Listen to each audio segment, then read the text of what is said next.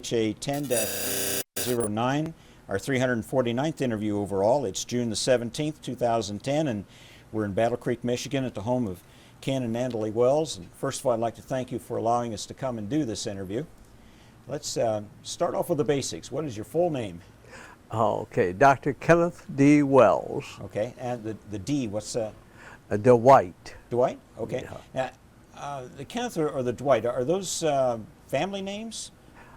No, I don't know where my mother picked that up from. Maybe from her grandfather. His name was David. Okay. And so maybe it was in that respect. Could have been. Yeah, could have been. That. Yeah. That's a good solid name. And White being her maiden name. So that's probably where it came from. Didn't think of that. And what was your highest rank in the military? Just PFC. Okay. Can't get any higher than that. No. I think there's a lot of generals wish that they were still PFCs. I'm sure. Yes. I'm sure of that. Well, PFC Wells, where were you born? Continental, Ohio. Okay. Yeah. And where's that located? That would be in the northwestern part of Ohio. Okay. Near Lima. All right. Yeah. Sure. Near Lima, Defiance, in that area. No. Were you born at home or in a hospital? In a hospital. Okay. And really, I don't know which hospital, but probably Lima, Ohio, someplace, Lima General. Okay. Okay. Yeah. Yeah. Back during that time, it could have been either way. A lot of either way, and I probably of all the children, you know, I was the only one born in a hospital, possibly. Okay. Right. Yeah, that time. Well, I take it your mother was there at the time. Oh, yes. Okay. That's very true. Tell me a little bit about your mom. First of all, what was her name? Her actual name was Cora Alta, but she always went by Alta. But and her maiden name was White, W-I-G-H-T. And she was a nice-looking woman, and a hard worker. A couple years of college, and planned on being a teacher, but then married, and married a man that was a farmer, and so we all lived on the farm, of course, all those years, you know, in that respect. No. So you, where was the farm located? In Ohio, around Continental, Ohio. Okay. Yeah. All right. Is the farm still there? Still there.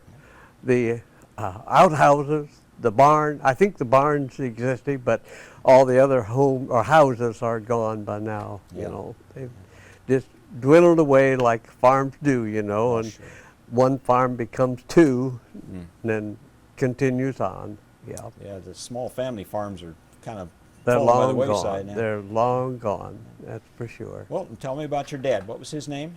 Well, his name was Carl. Carl? Okay. And I never got to know him too well because I think I was about 6 when he passed away. Oh, my word.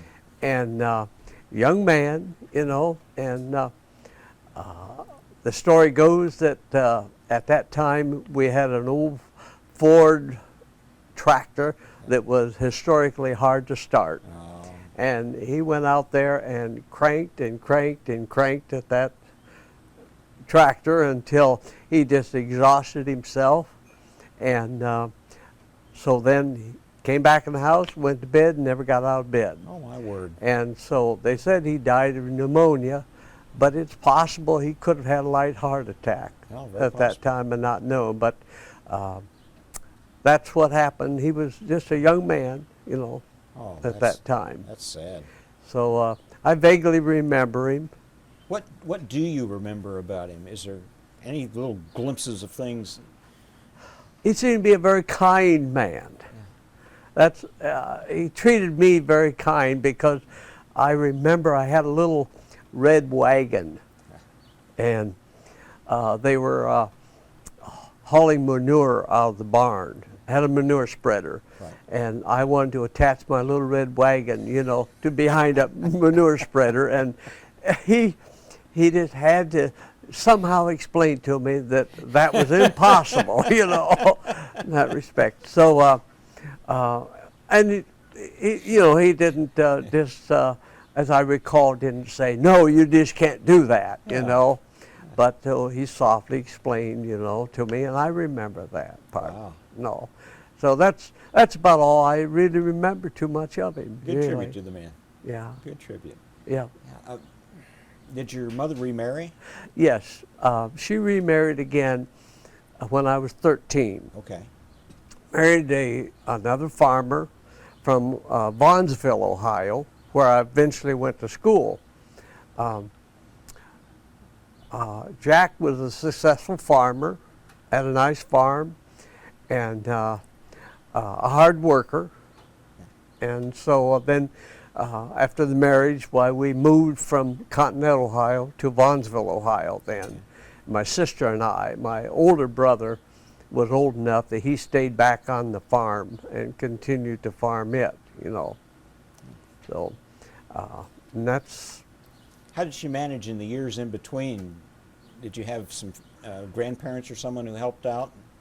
No, that was the tough part in farming, When father died, and then his father died almost immediately after that, too. Oh, my word.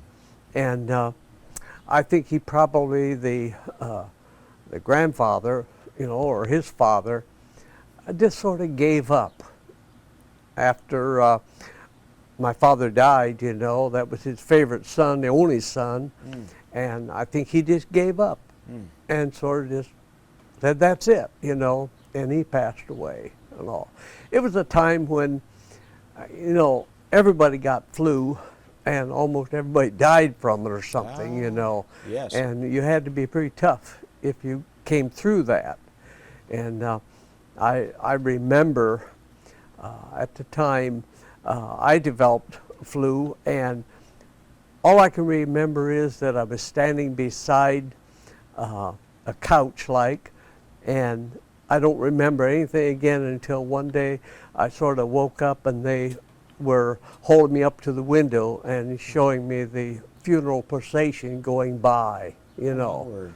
And at that time, I don't know for sure if that was my father or my grandfather and all. So, and then, you survived out of that after so long a time and came alive and started living on. And then my older brother, Harold, he sort of took over the farm as a young kid of 14, 15, and did most of the work, and then we had a hired hand. And between the hired hand and Harold and my mother, and what I could contribute at being 7, 8 years of age, why that's how we survived, and all. So it was just a tough time in lives because everything is coming out of a depression at that time. Sure. So it was a tough one. She used to be admired for her tenacity and being able to do what she did. She was definitely tough. Yeah. She was tough. She was a small lady, very good looking, and she always was prim and proper. And before I forget it, she lived to be over 100 years of age. Did she really? Just over. Oh, my word. Yeah. And her mother lived to be over 100. Huh. So you could see what's going to happen here. Yeah, no way am I going to give up, You're just getting a good start. Oh yeah, I'm going to keep it going. That's great. Yeah. Wow. So. How did you feel about the second marriage, having? Oh, very good about it. Yeah. Jack was I think I admired more in the fact that he was a hard worker, and had a nice farm, and an easy way of working, you might say, yeah. And all. And he wasn't the type of person that would, shall we say, roughhouse with you or something like that. But he always took an interest in whatever I did, And of course, being a young kid with a lot of energy, I got into sports, and he always followed the sports with me, baseball and basketball. And So that's the part I remember, you know. And he never, he never grabbed a hold of you, shall we say, and shook you for something that you did wrong, you know. And he kind of just, I think, allowed my mother to do the discipline if necessary. And she would usually straighten you out real quick, in that respect. Yeah, they didn't mess around in those days. No, that's true. And the other day I saw at the grocery store here, a boy was acting up. Right. And his father just took him, right there and just whacked him real good. And I thought, boy, that's bad. You could call the police on someone doing that and more, you know. But in those days when I was raised, you were paddled, and it was a very normal thing. That was just Board of Education back then. That the Board of Education, spare the rod, spoil the child, something like that. Yeah. Now, you mentioned Harold. Do you have any other brothers or sisters? No, I have older brother, Harold, and then a sister, Doris, and both older than I. Okay. Harold was in the Army, and he was a bird lieutenant, you might say, okay. Colonel. Yeah. And he passed away here a few years ago of a heart attack, and stayed with it as tough as he could. He had about 3 strokes before he passed away.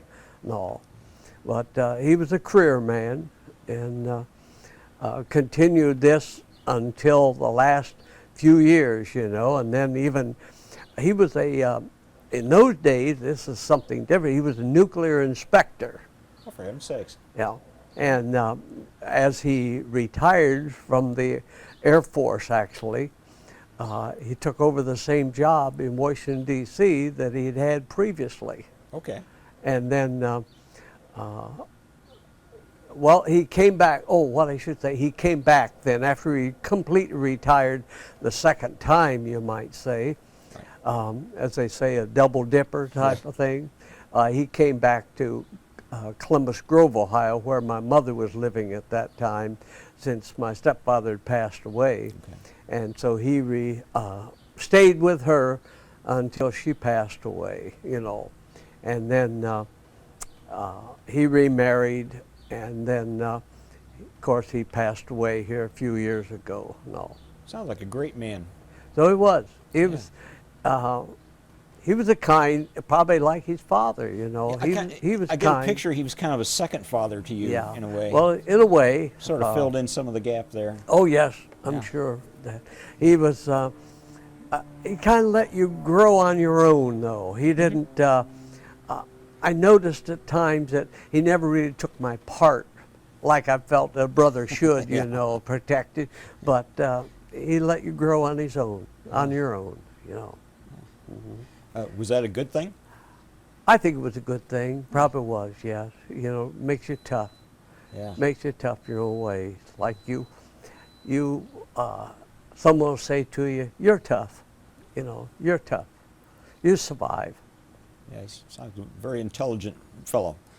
When did he first join the military? First go into the Army? Well, right after my mother remarried, then he took over the farm for just a short period of time. Right.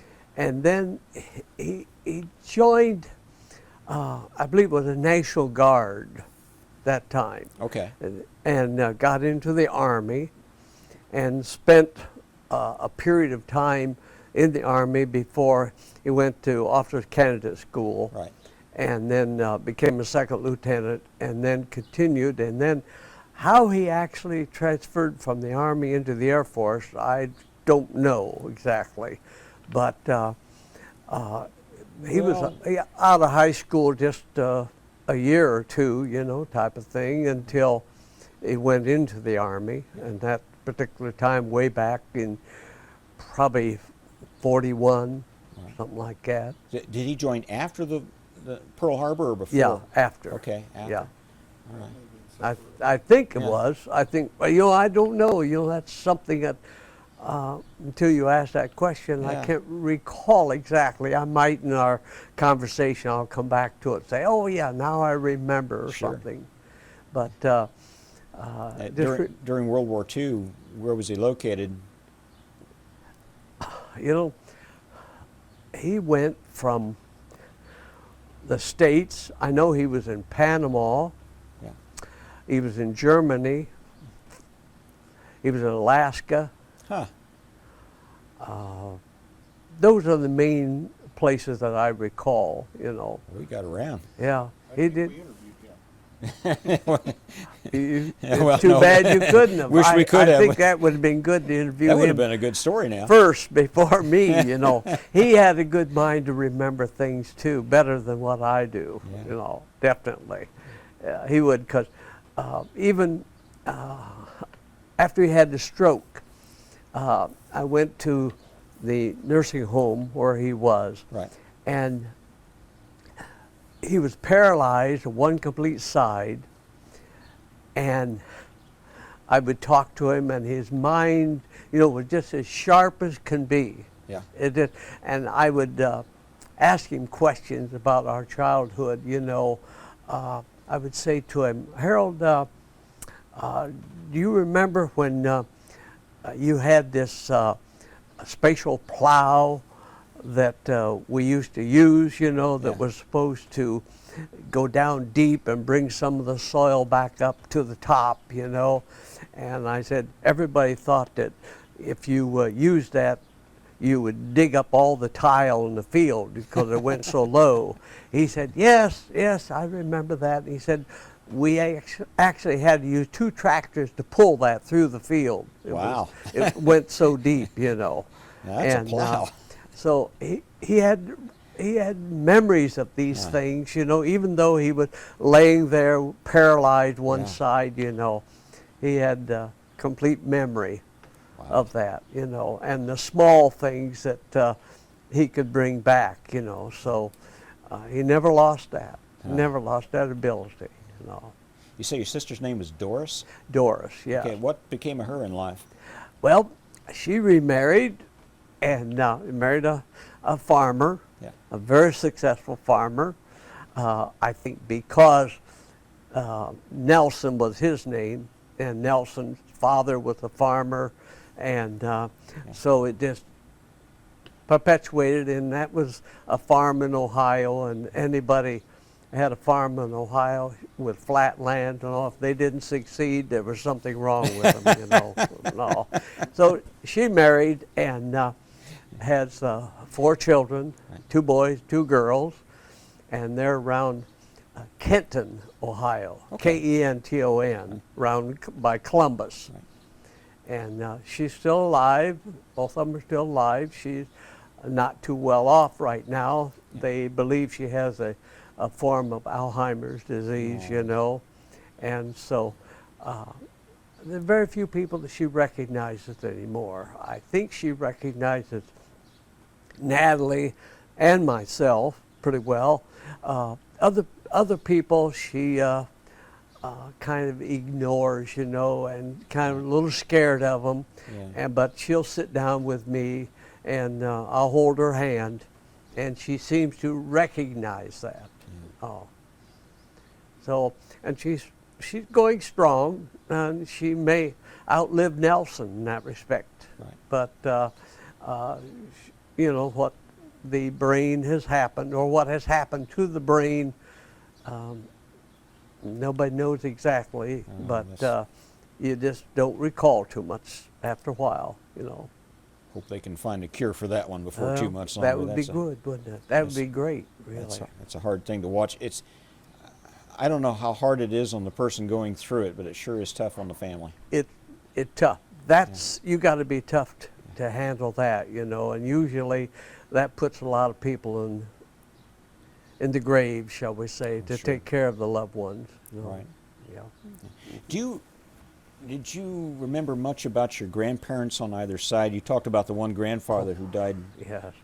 Recently. Well, let's see. Let's go back to my mother. Her maiden name was White. Okay. And there's quite a history of the White family. You know, it goes way back, and some genealogy has been done.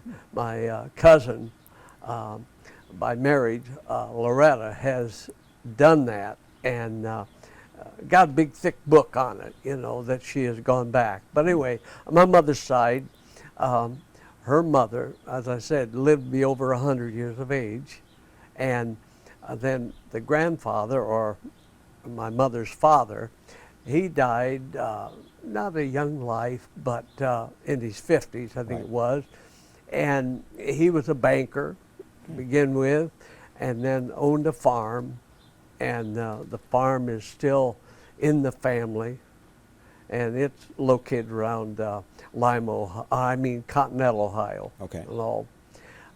So that's what happened to them. And I never knew my grandfather too much, you know, too well. Now, my grandmother, I knew her for years, you know, because she lived with my mother, you know. Yeah. And then on my father's side, David Nathan, his name was, you know, D.N. Wells. And I think the barn, the homestead barn is still there with his name imprinted on it. And that barn has been painted several times, but you go by there, you can still see that D.N. Wells up there. You know, it's still there. You know. So, and I never knew him too well because I was so young, you know, when my father and he both passed away. You know. Wonder what he'd think if he came back and saw that. Oh my! So my name's still up there. That'd have to be kind of special. And it will be there forever. Whatever paint they used, you know, just that black just bled through all the white paint, you know, all these years. No, yeah, you still see it. Yeah. And your grandmother Wells, did we talk about? No, she passed away years ago, and I never knew her. Okay. No, and. I hear my mother talked about her occasionally, but never too much, because I think she passed away early in their marriage. You know, wasn't married to Carl. No. Okay. So what do you remember about the farm itself? The chores, the fun things, the not so fun things. I mean. Oh boy, a lot of fun things about that probably. I remember that it was a tough farm, shall we say. The fact that the ground was not soft. It was a hard clay. Oh, okay. And our teacher at school, FFA teacher, you know, Farmers America, he used to kid and said, well, you know, you could plow a furrow of land, you know, across that and put a log chain on it and drag it right out of the field. You know, it was so tough. No. But as I say, it was a tough time, and it was hard to grow. If you got a lot of rain, you know, you flooded out and spoiled your crop. And if it didn't rain, it spoiled it. I remember that, and they always worried about that. And you never got the bushels to the acre that you would today, probably with some of the modern devices. And I know that farm was never tiled, and so the drainage was bad, you know. And so you just did the best you could, you know. No, it was a fun time because I remember, you know, I'd always try to do things with the grown-up people, you know, the hired hand and Harold, and I'd always be running from the garage to the barn or something, carrying some tools or whatever they wanted, you know. And there were times when chickens, we had a lot of chickens, and they always liked to leave the roost and go out into the barn. And so we'd have to go out at night, you know, and get them out of the barn and take them to the hen house, you know. And that would always be a trial for me because they'd load me up with several chickens, you know, and I'd get exhausted by the time halfway I got to the hen house, you know. I have to sit there and I'd say, oh, please wait for me, you know. So this just simple things for a simple child, shall we say. Enjoyed it. I think that the stability that my mother gave to, you know, the homestead carried through for a long time. It had to, you know. And knowing that she was doing this without a lot of help, you know, except for the hired help, you know, which is difficult compared to a family unit type of thing. Yeah, the hired man, what was his name? Do you recall? Oh, yes, very well. Clovis Winchester. Okay. Biggest man I'd ever seen. You know, his whole family was tall. You know, he had a brother named Howard, and Clovis was at least 6'3", 6'4", huge man. And he helped out, you know, just like a hired hand would, you know. And he was, you know, an adult, kind individual. He never had he wasn't married at that time, and so he didn't have a family, so I wouldn't say he didn't know how to really treat a young kid getting under his way, but he never caused any problems, never scolded me that I can recall, you know. And probably he felt that he couldn't scold too much because he might lose his job, you know, or something, you know. It's about the average, you know. But, and talking about him, he, let's see, after he left the farm, then he got into some electrical company, like we have around here, like Consumer Electric, or some large electric company. Right. And he worked on the lines and doing those particular things. Probably, as I recall, probably putting in electric line poles and hanging lines and all that. And then as the war broke out, I sort of lost track a little bit, but the war broke out. Then he had married, and then they went to Hawaii, and he worked there in the electrical business type of thing, you know.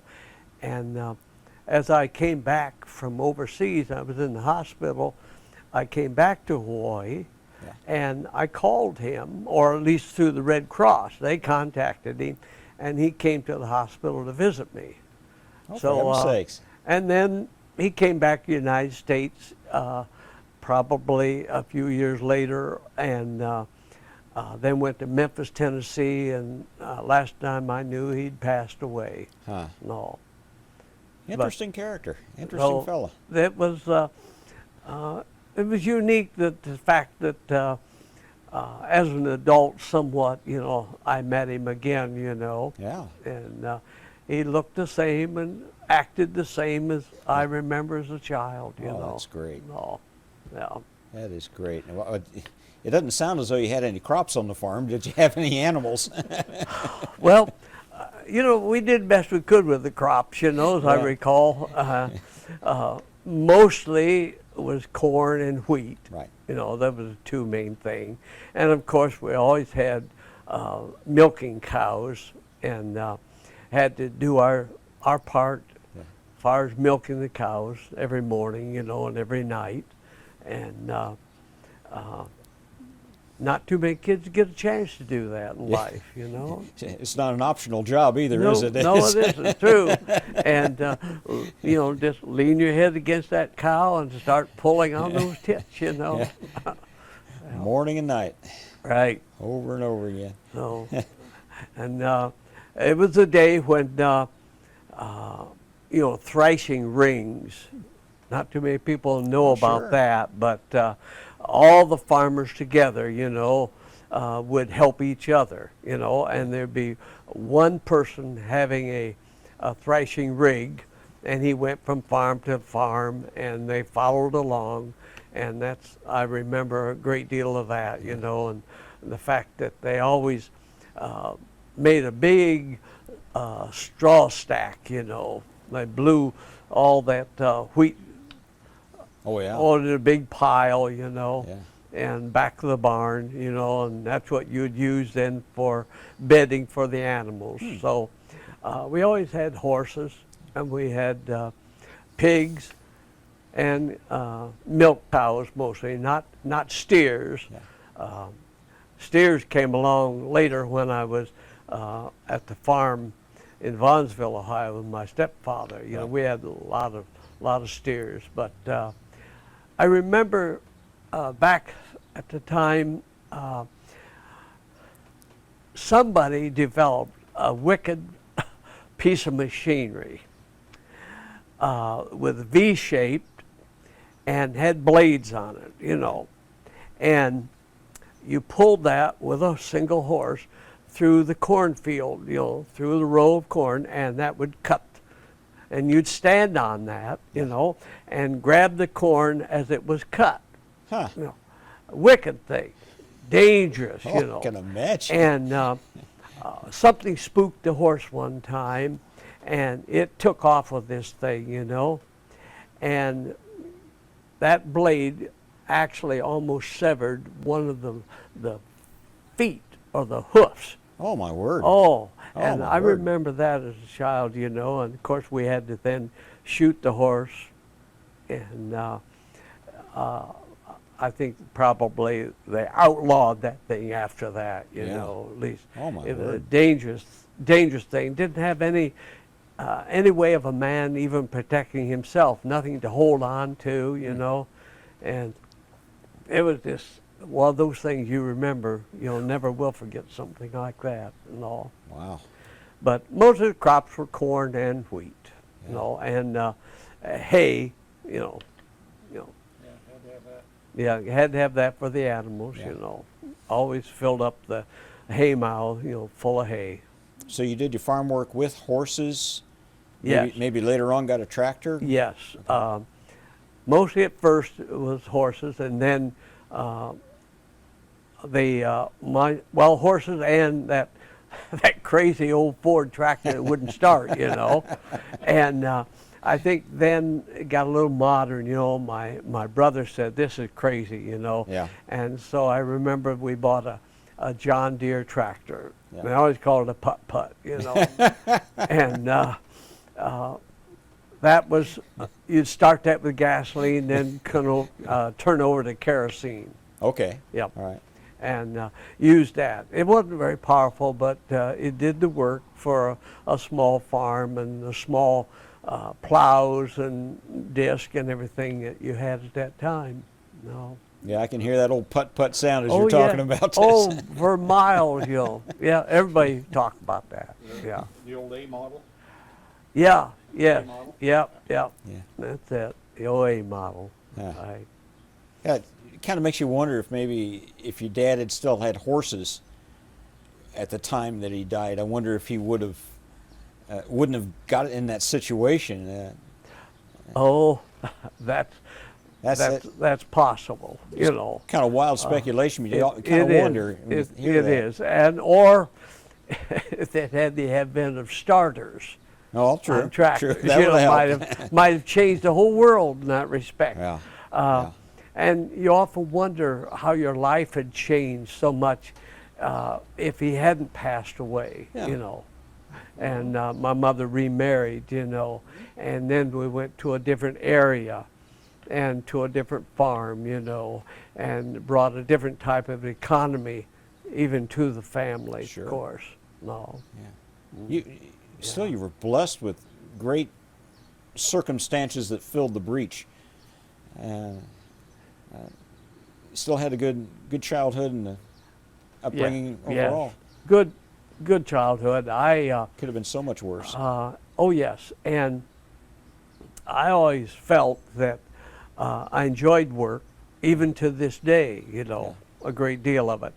And I worked harder probably for my stepfather Jack that I did for anybody else, you know, because I enjoyed doing it, and it was just part of life, you know, having energy to burn up, you know. Of course, in that time, sports were the big thing for me, and so whenever I could play baseball or basketball, I did. And I happened to be, shall we say, honored by the fact that I played sports 4 years in high school, from the freshman right on through, you know, of both sports. And we were from a small school, so that you didn't have to be too good, shall we say, to be on the varsity type of team. But I had an ability to be better than a lot of them in that respect. So the team that I was playing with, Vaughnsville High School, we won the county championship 4 years straight. You know, that's and great. I was involved all 4 years with that. And particularly in my sophomore year was the biggest year, you know, as I recall, you know, and that was just a fascinating year to be able to play with seniors and other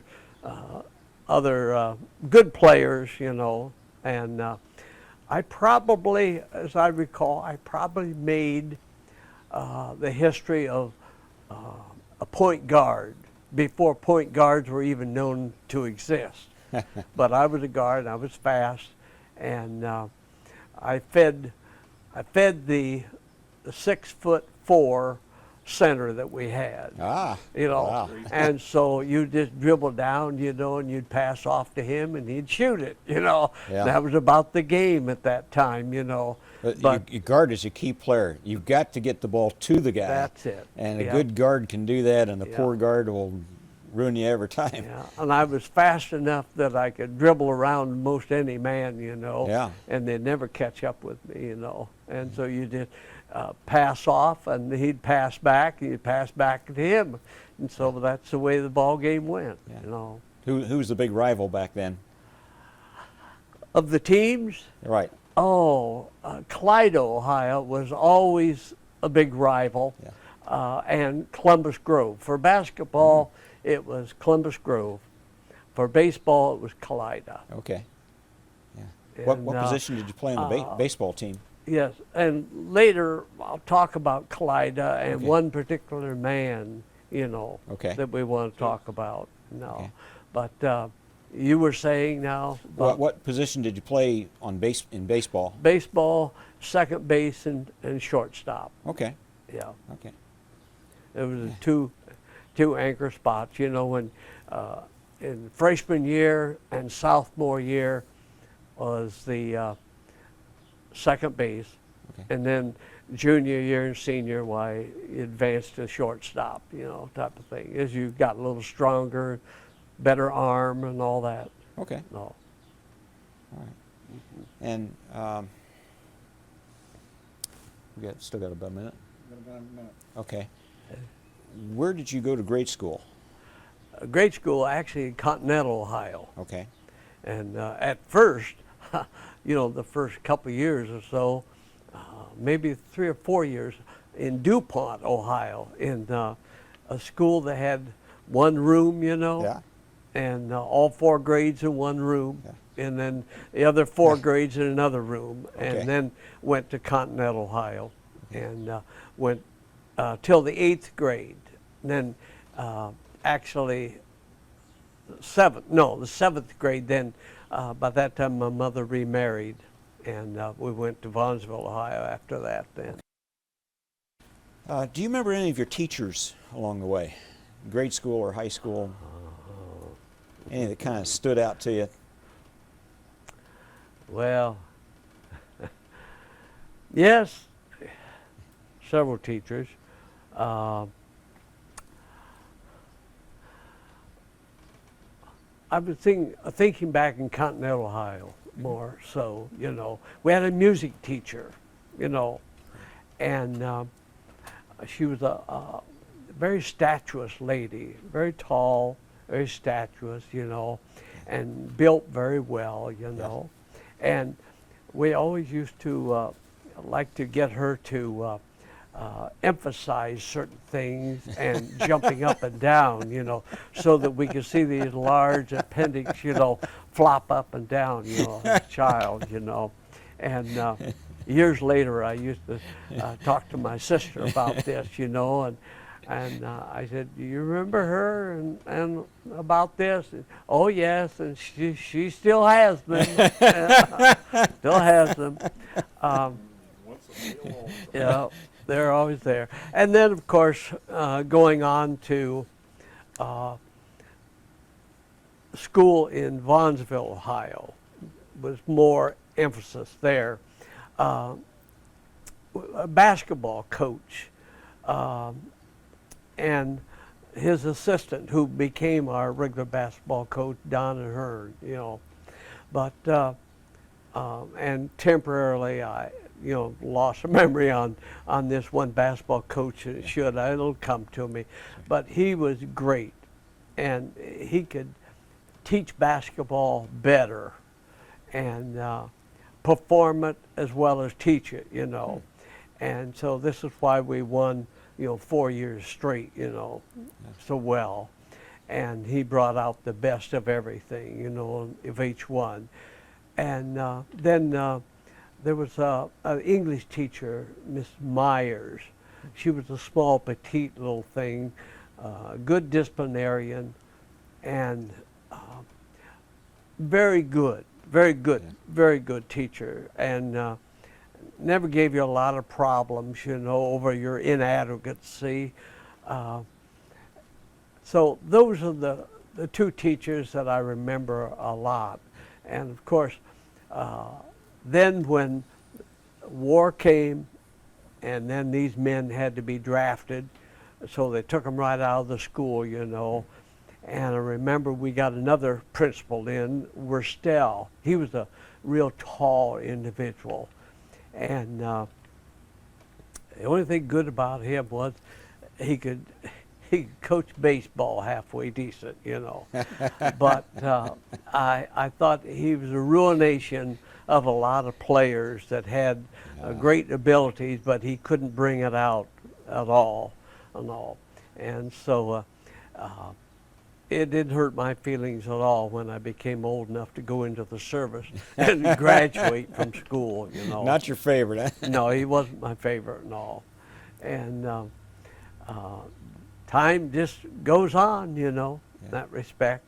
But they were probably the main group of teachers that I recall, since you just asked such off spontaneously, hadn't had a chance to think about it, Well, the one-room school situation, what'd you think of that? Was that a good way to teach? Or?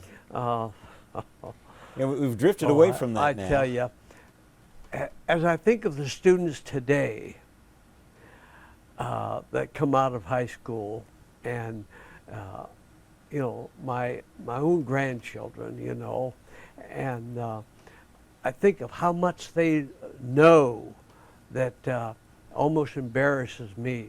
Yeah. The fact that they had an ability to learn so much more at that time, because all we learned, of course, was the ABCs, and 1, 2, 3 type of thing, and that was about it. So it served its purpose, shall we say. It gave us a foundation of life, and if you had any ability, why, you continue to go from there, I've heard some fellows say that they like the situation where you could hear the older grades, so that you had some exposure to it when you advanced to that level. Yes. And you could also hear the younger grades, so you can get a little bit of review along the way. So, well, never thought of it that way. Yeah. But that was probably very true, We had 4 grades in one room, of course, and my brother and sister, they were, well, my sister would be in one room with me, for a while, and then she advanced into the other room and all. But never recalled too much like that, Miss Bidlack was the teacher, I remember, and she was also a barber. of all things, you know. Oh, and she taught the four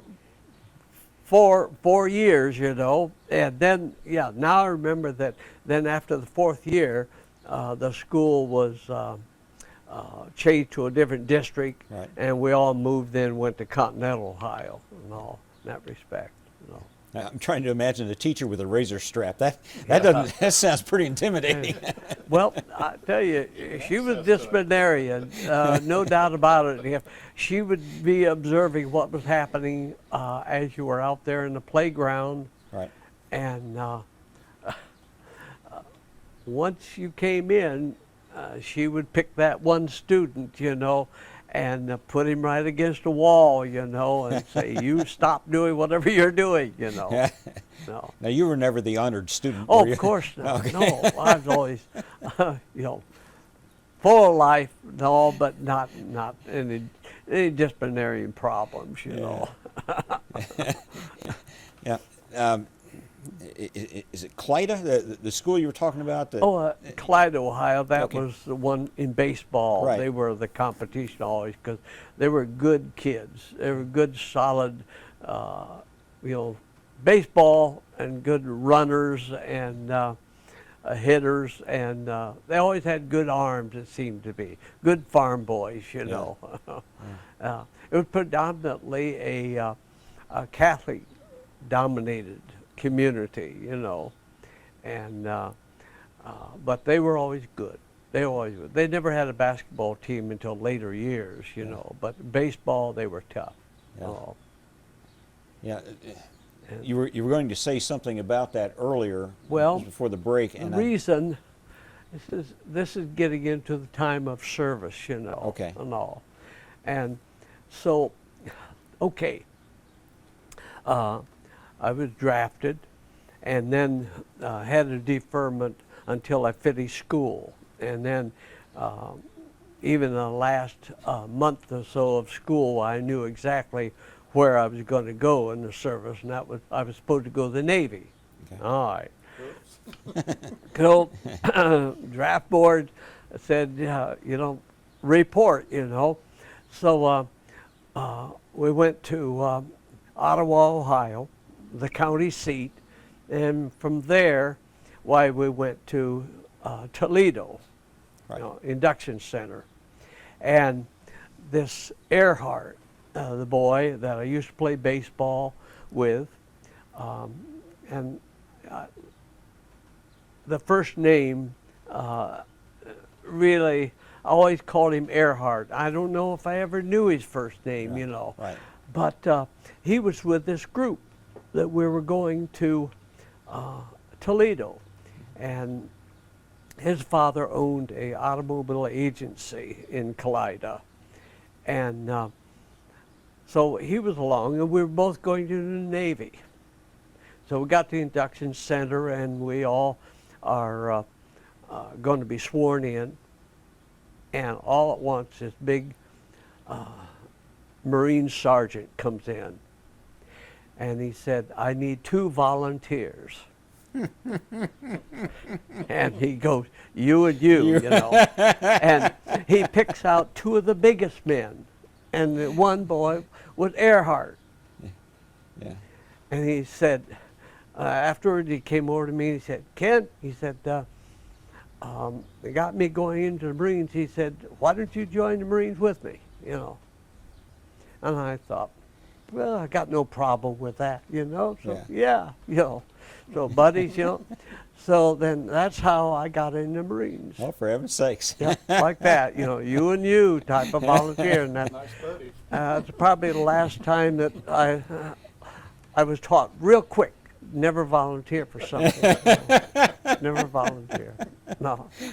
So, and we went to boot camp in wherever a Marine goes, you know. Did you go to Parris Island? Parris Island, you know, All right. North Carolina there, or South Carolina. Exactly. And I went through boot camp together. And of course, he was always in front of me because he was taller. I was small, so I'm always in the back, you Yeah. know, trying to catch up, you know. But we go through basic training there at boot camp, you know, and then after that, why, we went to North Carolina, Tent City, North Carolina, that I refer to it. Yeah. And Was it around Camp Lejeune? Camp Lejeune, Okay. yeah. Near what, Wilmington, I think it is, Yeah. or something like that, yeah. And never have been back there since. Well, I'm going to make it yet one of these Yeah. days, no. But we went through training there for whatever advanced training you would have at that time, you know, they had set up, you know. And then after the training was over, why, we were all supposed to be shipped out. And they come by early in the morning, you know, when we're all packing everything in our duffel bags and everything, and again said, you and you come with me, you know. You're a supernumer. And, you know, I didn't even know what a supernumer was that time. And so he said, bring your stuff and follow me. And so he picked about 12 of us, I think, all together out of our company, and took us to the parade ground where everybody was assembling, and put us by one tree and said, now you sit there and you'll be called. And I think the idea was that if a platoon or a company was understaffed, maybe someone went over the hill or something happened, they would grab one man and fill that, you know. And so they did that, and they kept doing it, until there were 3 of us still there. And the whistle blew, the train took off with the whole company, you know, and division, and what do? You know. So the 3 of us, thank goodness there was just, not just one, but 3 of us, you know. Right. And we go back to company headquarters, what's left of it, you know, and we report that what has happened, that we weren't called, we were told to sit there, and we did. And he said, well, all right. He said, you go back to your tent, you know, and you stay there during the night, but in the daytime, you find something to do. He said, I don't care what you do, but you get out of that tent. Don't stay there, you know. Yeah. And so what they did, they shuffled us back into a new group that came in from Parris Island, you know, and retrained us again, you know. Actually, that was good because they gave us some new training that 6 weeks ago you didn't have, Oh, shall really? we say, at that time. You know, things changed so fast, you know, during that time. What was the difference? What were some of the new things you were learning? Actually, newer weapons, you know, that we never used, but we saw, you know, in that respect. Like a infrared gun that we never saw again, you know, but will be for night fighting, you know. And How did that work? An infrared gun. well, it did by infrared like you know of today, you know. So it had a scope on it or Had something? a scope, had a big scope, so big, Yeah. you know, and projected a light out there, and it was supposed to be night vision, break through the night, Right. you know, so you could see an enemy out there someplace, you know. Could the enemy see the light coming from the device, or? I don't think so. Okay. I don't think so. I don't believe so. Not. I would have not thought like, that would be counterproductive. Yeah, not like you see in police movies, you know, where a red light hits a guy right in the middle of the forehead, you know, and all. But And what year? what year? Yeah, what year would this? This was in 44, actually. 44? 44, yeah. And then after this training, we saw different movies of different fighting actions and all that, you know. And the obstacle courses were changed a little tougher, you know. Yeah. More water, more mud, and Right. items of that nature, you know, and swimming with a full pack and all that stuff, you know. So now we're at the point that we got assembled in a new group, you know, and so now we take off after the training is over with, and we're sent out to California, and then eventually you're on a ship and you're heading for overseas, you know. Now, this is, you know, you're in the Marines, we'll say, in June. Right. And by December, you're on your way overseas, you know. That's quick. That Six quick, months. You know. A lot of things happen in A that lot of 6 things months, happen didn't in they? that time. Real short-lived, you know, type of thing. What? Tell me about Paris Island. Did you have any good Paris Island stories? That had to be quite an awakening for you. Well, more I think for some young men than me. Right. That hadn't been away from home, and I hadn't been away from home a lot either. I'd never been on train. Actually, before I went to the induction center, you know, Okay. type of thing. So hitting Paris Island was, I thought of it at that time as, well, hello, Cappy, my buddy here. You know, he'll never know where he made it. You know. I thought of it at first as like, all right, being in the Marines, and it'd be like going away for a weekend, and by Monday, after it's all over with, you'll be back home. Yeah. That was the philosophy I took that Yeah. time. Yeah. As I recall, Sergeant Rife, our head drill instructor, you know, tough as nails, but yet, you know, kind of, nice and mild, you know, down deep. You knew he was that way, but he had to be that way to, shall we say, take this civilian life individual and put him into being a Marine, you Right. know, type of thing. So he did his job, you know.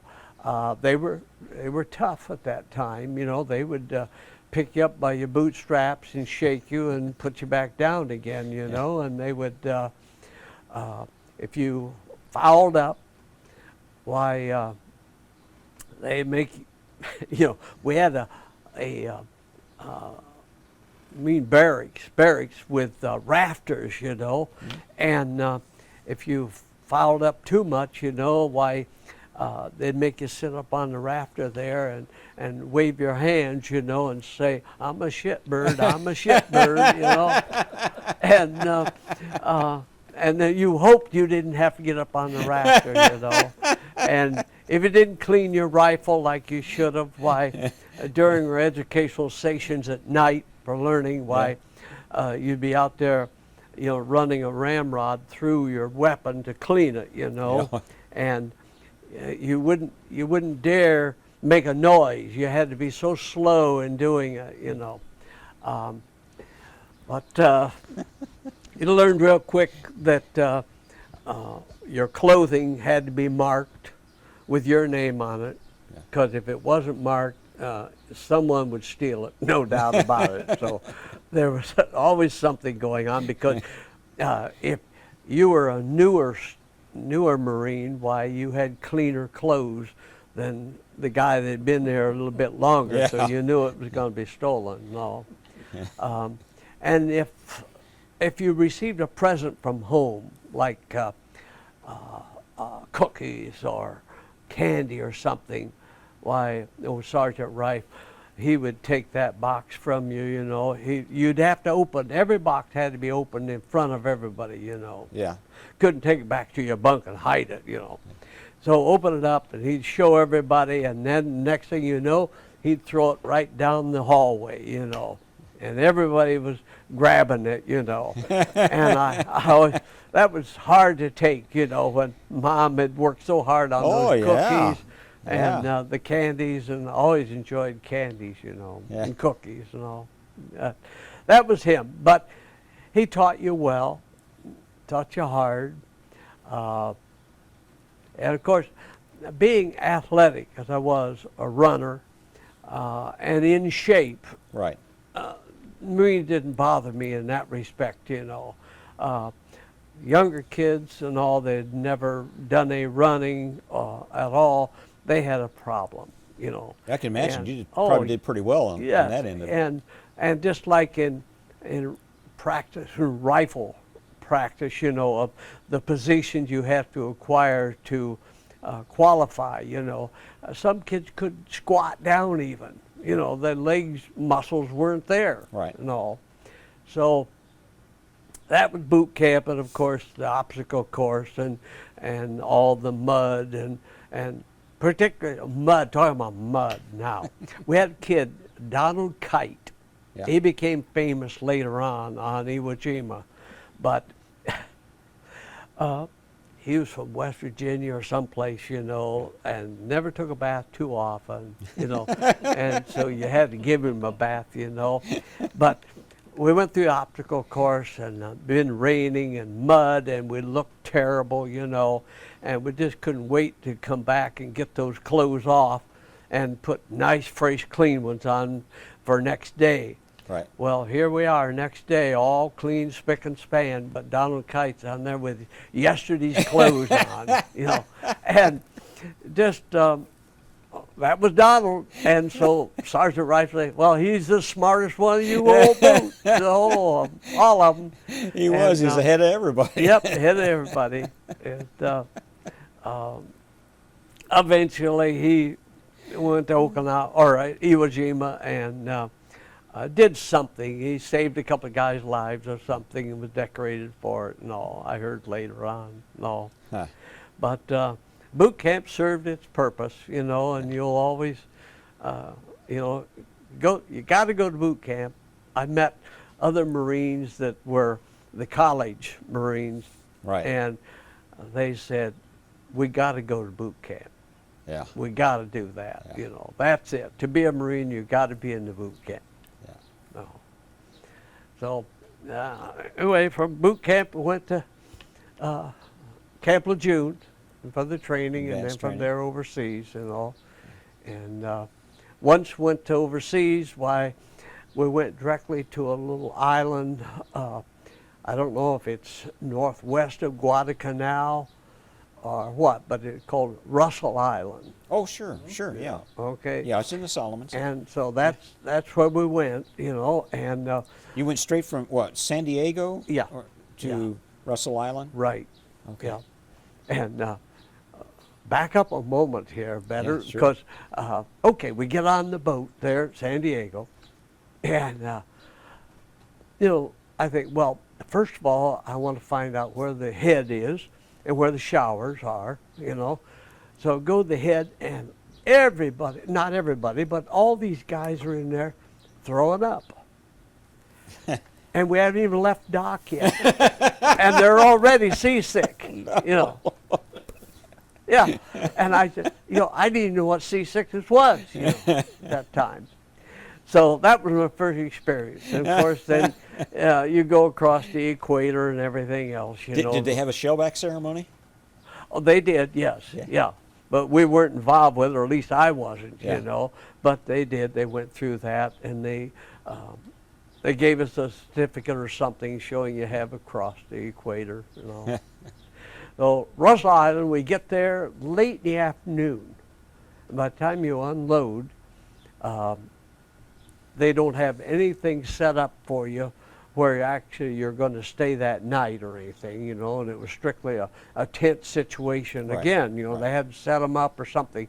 So here you are on this beach with all the palm trees and everything and all the coconuts, and all night long you could see these guys, they hadn't eaten, and so they were always breaking open these coconuts, you know. You hear them all night long beating on that with your K-bar knife, you know, to get to the coconut. So there you take your advanced training or continued advanced training, you know, your rifle range and everything else, you know. Yeah. And That's kind of funny because first Marine, when the first day they landed on Guadalcanal, Yeah. the only casualty was some guy that cut himself trying to open a coconut. that's on about that right. first day. Yeah.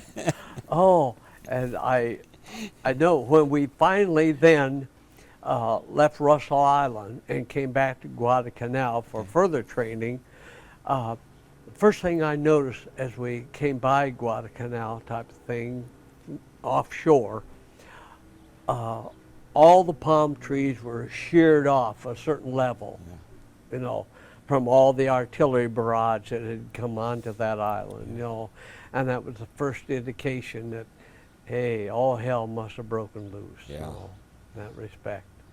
So, so then this is where probably we get acquainted with Whitaker, you know, type of thing, you know. He was in the same company and all. And Now, did you ship over with Yes. 6 Marine replacement. replacements? Yeah. Okay. Yeah. And I remember, that's what I remember about Whitaker too, is after, get things out of perspective here, but after I joined the 6th Marine Division roster, shall we say, after the war's all over with and everything, Right. a convention and the 6th Marine Association, that was it. Why, then Whitaker picked up my name. And I get this card one day in the mail, and it said, Ken Wells. He said, are you the same Ken Wells that I knew on Guadalcanal and also on Okinawa, and that while we were on the way overseas, or not, overseas, did you box? Did you sign up to box and for the 6th Marine, you know? And that was me, you know. And he said, well, I got a picture of you. Oh, for heaven's sakes. And so laying over there is that's one of that the picture? pictures there of us, you know, kneeling down, and there I was. And I never knew that we ever had a picture taken of us.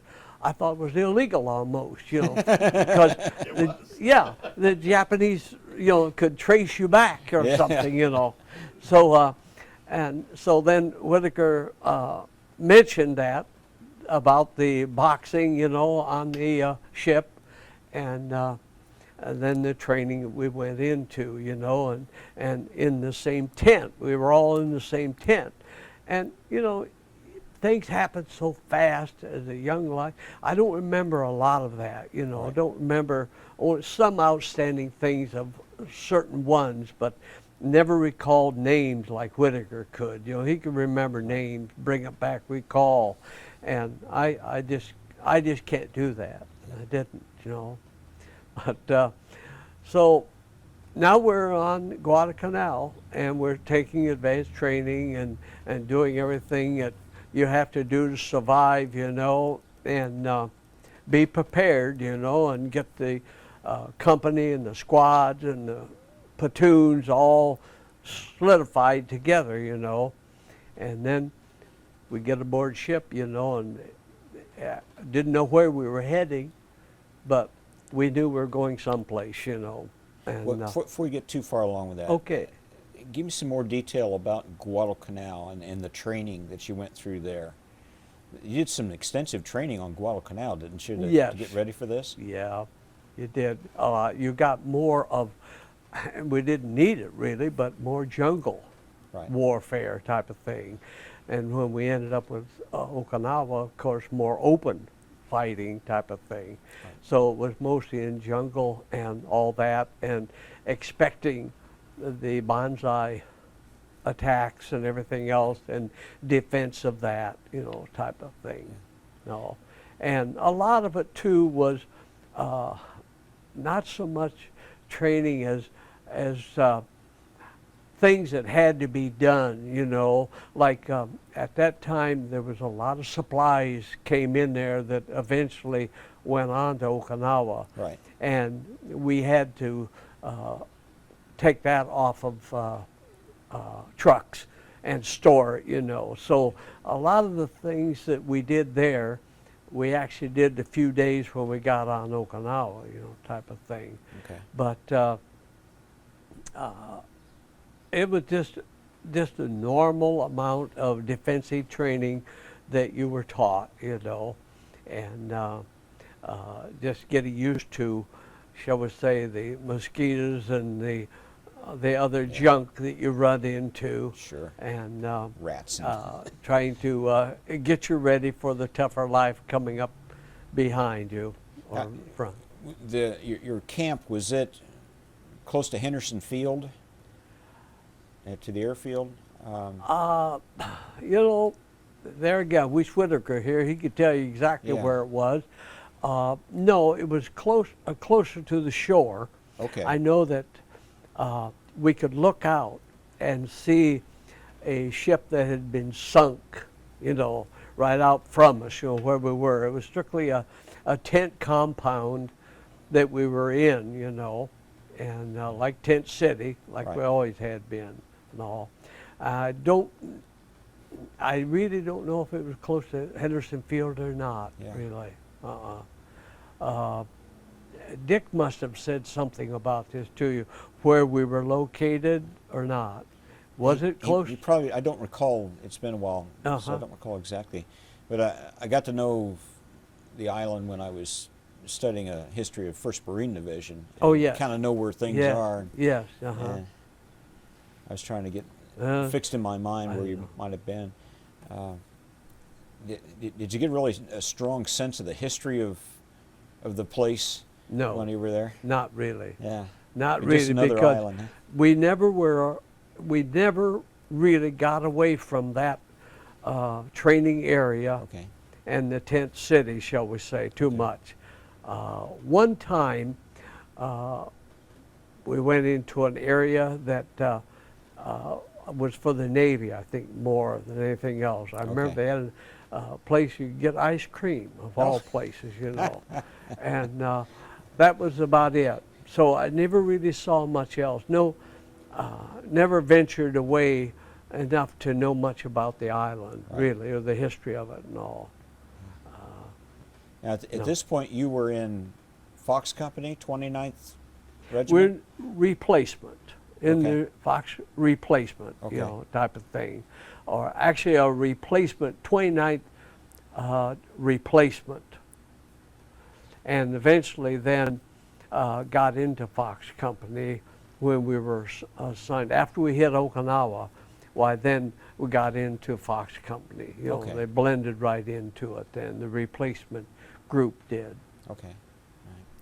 So from Guadalcanal, you went pretty much straight to Okinawa. Yeah, except for that one island, Malamug. Everybody stops there for a day or something, and you get to stretch your legs, you know, and that was about it. And then back on the ship again. What'd you think of that place? All I remember is it had a thing in the center of it, like a carousel type of thing, you know, band. A gazebo, a gazebo of some kind.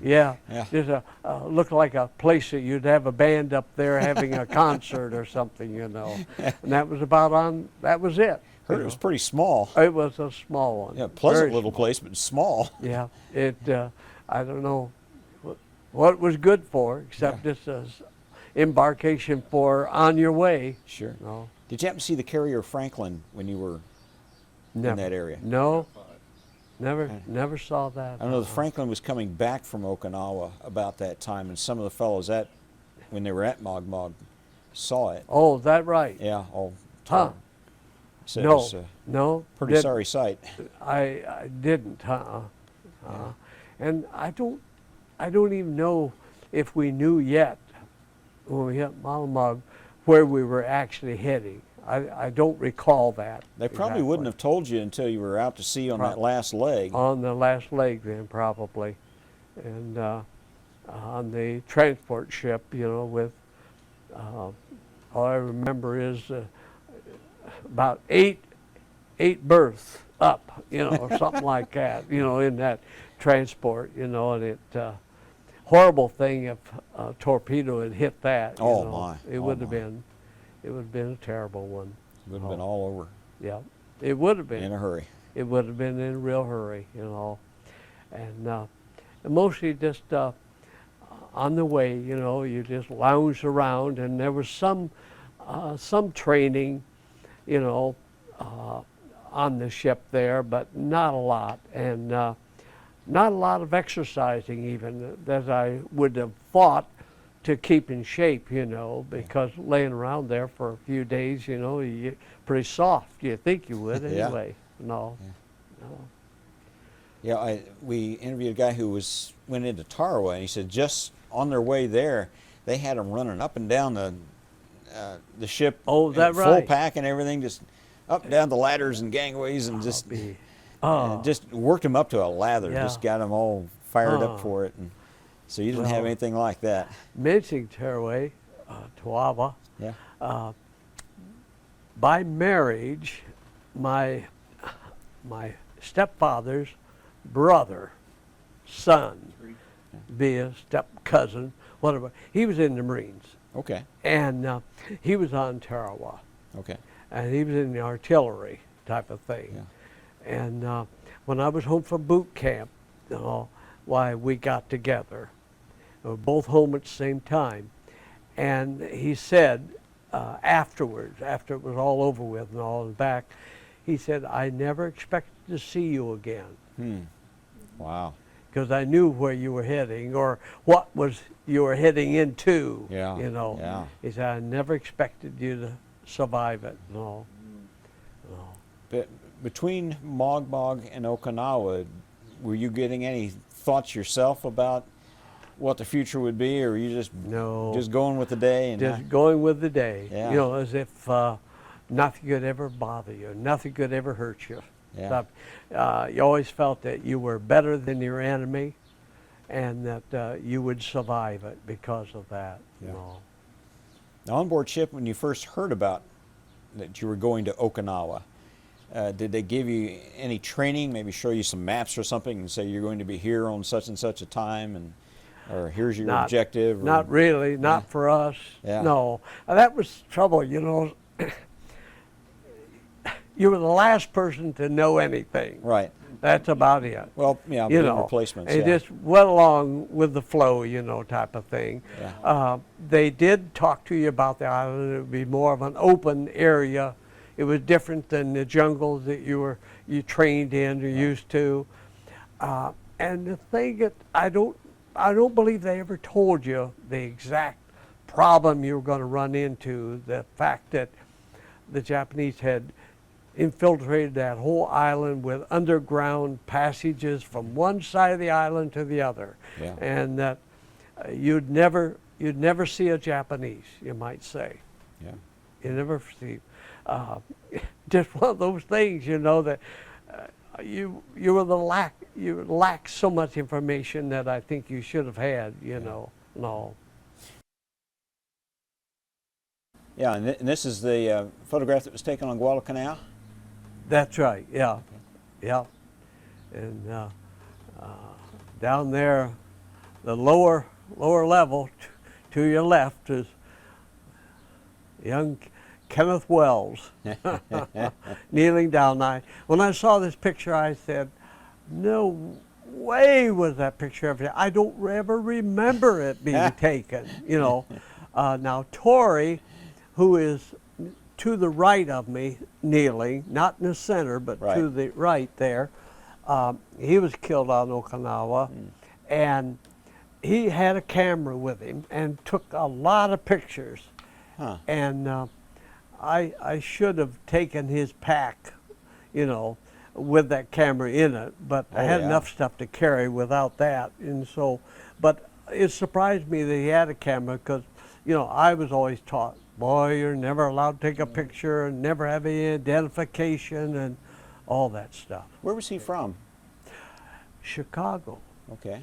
Yep, a little Hispanic boy, and he grabbed a hold of me after we were in combat there, and more and more of the guys were killed off, you know, and the squads and the company were dysfunctional almost, you know. It was almost like one man, you're on your own, you know, type of thing, you know. You don't have that squad closeness, you know. Right. And so he grabbed a hold of me and he said, "You stay with me." He said, "We stay together." And so we did. And then one particular afternoon, why we were assembled and we went around Sugarloaf, you know, and went to Crescent Ridge there. Okay. And then proceeded to get pinned down and get picked off one by one, you know. And as we were digging in, one of us would stand guard, shall we say, to watch what was happening, and the other would be digging. And he was digging the little foxhole, whatever you could, all that coral stuff.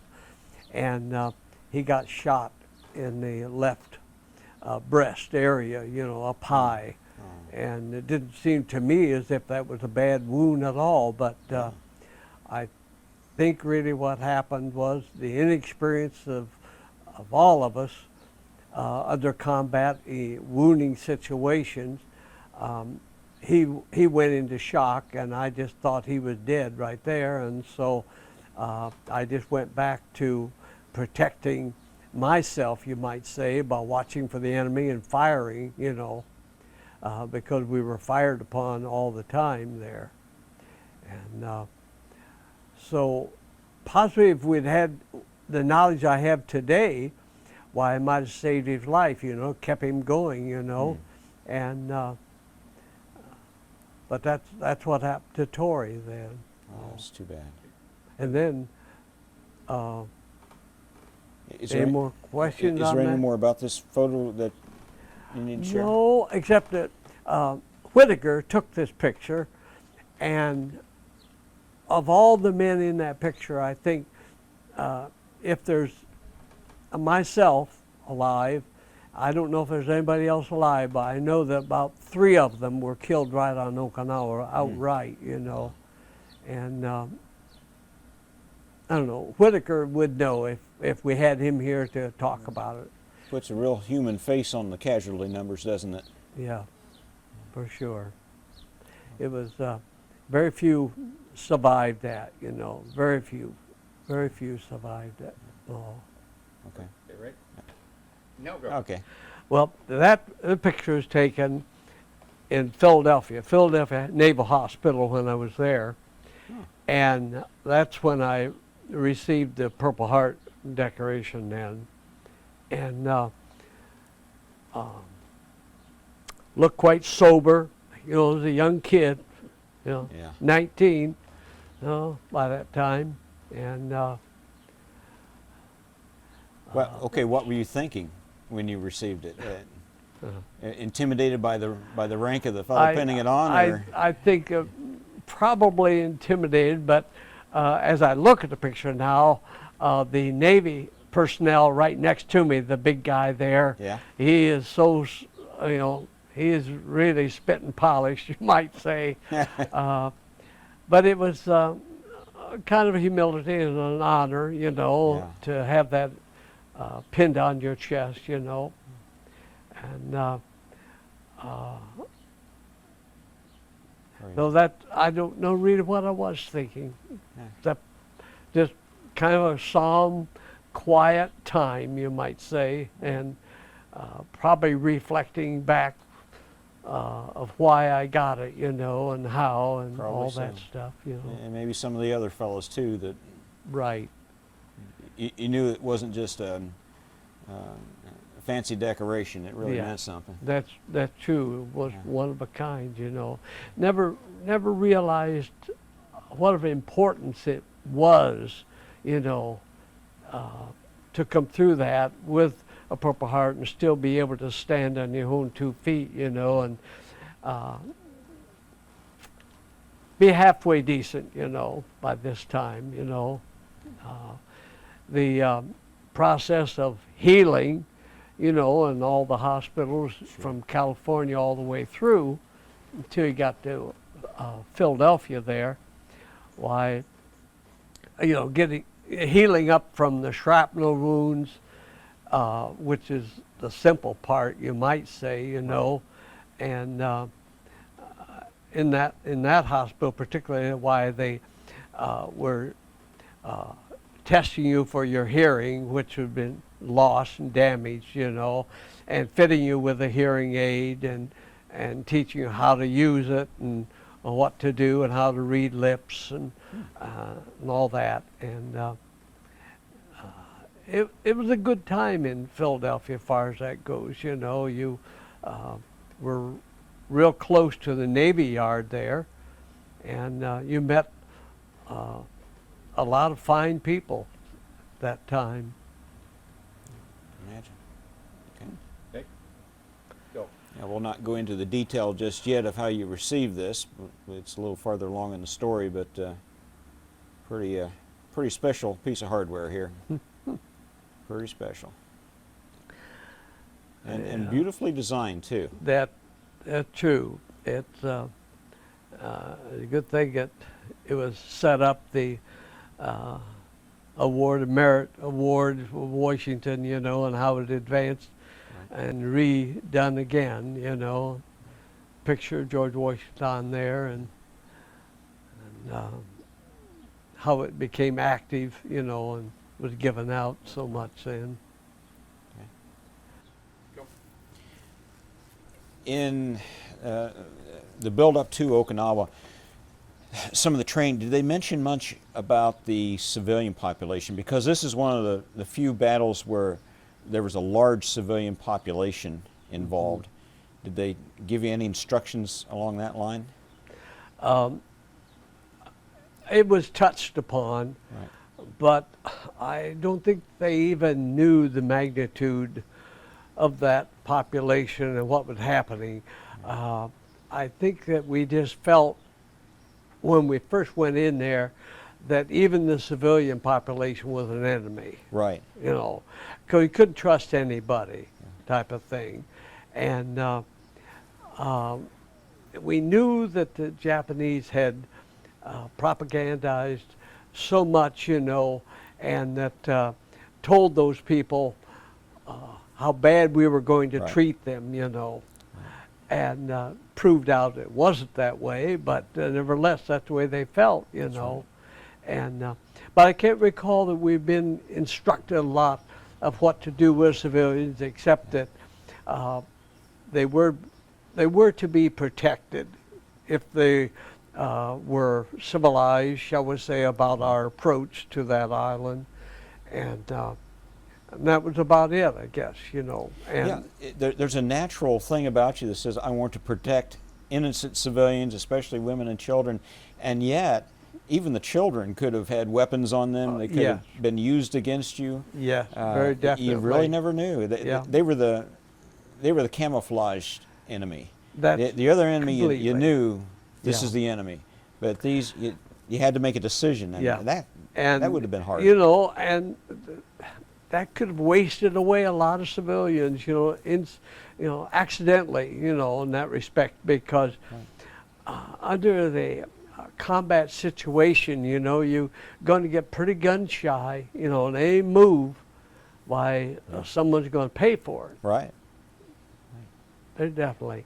You know, it's not like, well, my brother told me, for example, in the beginning, you know, when I was in the Marines, he said, you know, he said, you'll find two Japanese walking up to you, and they'll both have their hands up as surrender, and then the first Jap will bend over and he'll have a machine gun strapped to his back, and the second one will just take a hold of the machine gun then and start firing, you know. And he said, you won't trust anybody. That's right. You know, you just won't. No, you couldn't. You couldn't. But they did have a large population, and later in life here, as I became a chiropractic physician, you know, I had a patient that was an Okinawan and was only about 14 at that time. Huh. And I asked him, well, what did you think of this situation, that war and the Marines there and everything? And he didn't like it, and you knew that he was probably one of those individuals that had a real hard time during all that, and that he just didn't like the Marines being there, of course, even though they were there to kill the Japanese and take back the island and all. But he suffered. He and his family suffered a great deal, I'm sure. Yeah. And all. You could tell that and all. Yeah. So, but as far as being told a lot about the civilians, no. Plain words, that was a waste of time. There Yeah. was more important things to do. I understand Oh, that sentiment yeah. too, very much so. Yeah. Did you see the armada of ships growing as you got closer to the island? Did it? Oh, we woke up in the morning, April 1st, and came out on deck early in the morning, and there all those ships were. Yeah. And where in the hell did they come from? All of them. We hadn't seen a ship except for refueling. Right. We hadn't seen any ships at all. And then all at once, there were like thousands of them out there, just all over the place, And it was just,